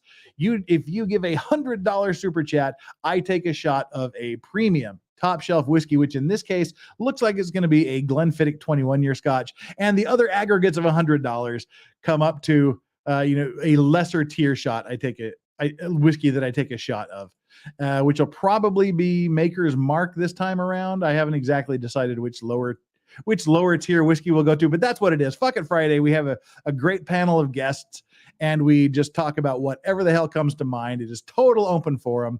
And here's who we have lined up. These are the confirmed guests so far. There's still others that need to be invited and others that haven't responded to invites yet. But so far, we have Danny on Direct. Drex will be joining us. Ian, Runkle of the Bailey, Meme Copium from Japan, Nicholas Starov, union labor lawyer guy, brand newish YouTube channel. He's said that he's going to join the stream and he's going to match me shot for shot. Good luck, buddy. Last month it was 27 shots. And he said, I'm a Viking and I'll do it. So he's just coming on to get his name out there and to have a Viking drink off. Our very own moderator, Flux will be here. Steph, the Alter Nerd. Chandler Remington, who's been on with my OJ streams recently. Rob from Law and Lumber said he's going to show up. Ari Jacob, she said she's going to show up. Ozzy Overlord, of course, will be there. Also, let's see, other people that are showing up. LawTube Sean, potentially criminal, he'll be here. Friday night, hopefully cocktail in hand, no tie Bronca is going to show up. And Camelot 331. If you saw Nick and Camelot stream yesterday, that was funny as hell. Camelot's going to be here as well for his first appearance on the show. So bring all your money, come and sit for the guests, and we're just going to have a raucous time. Last time we went 11 hours. It was totally off the hook. It was great. And then we'll start again next week with Maritime Monday. So there we go. It's the end of a holiday here. I've got to run and hang out with my friend at the club. I got 15 minutes to get there. So guys, thank you so much for joining me for this impromptu, just run-of-the-mill stream. It was some great time for the vacation. I had nothing else to do, so I thought we'd come on in and fill the stream gap. Thank you mods for showing up, even though you didn't know there was going to be anything going. Thanks to all of you that are here. Please hit that like button and hit the subscribe button as we push ever closer to 35,000 subscribers. Currently, we have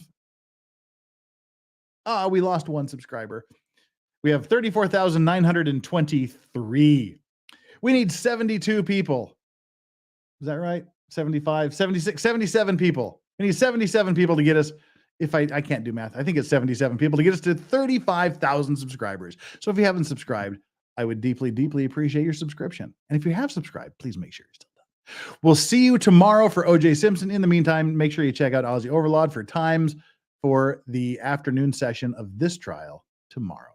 Thanks, guys. Love you all. Couldn't do this without you. We'll catch you later. Have a great morning, afternoon, evening, wherever you are. Alan, stream tonight. Jeff, nope, this is my stream.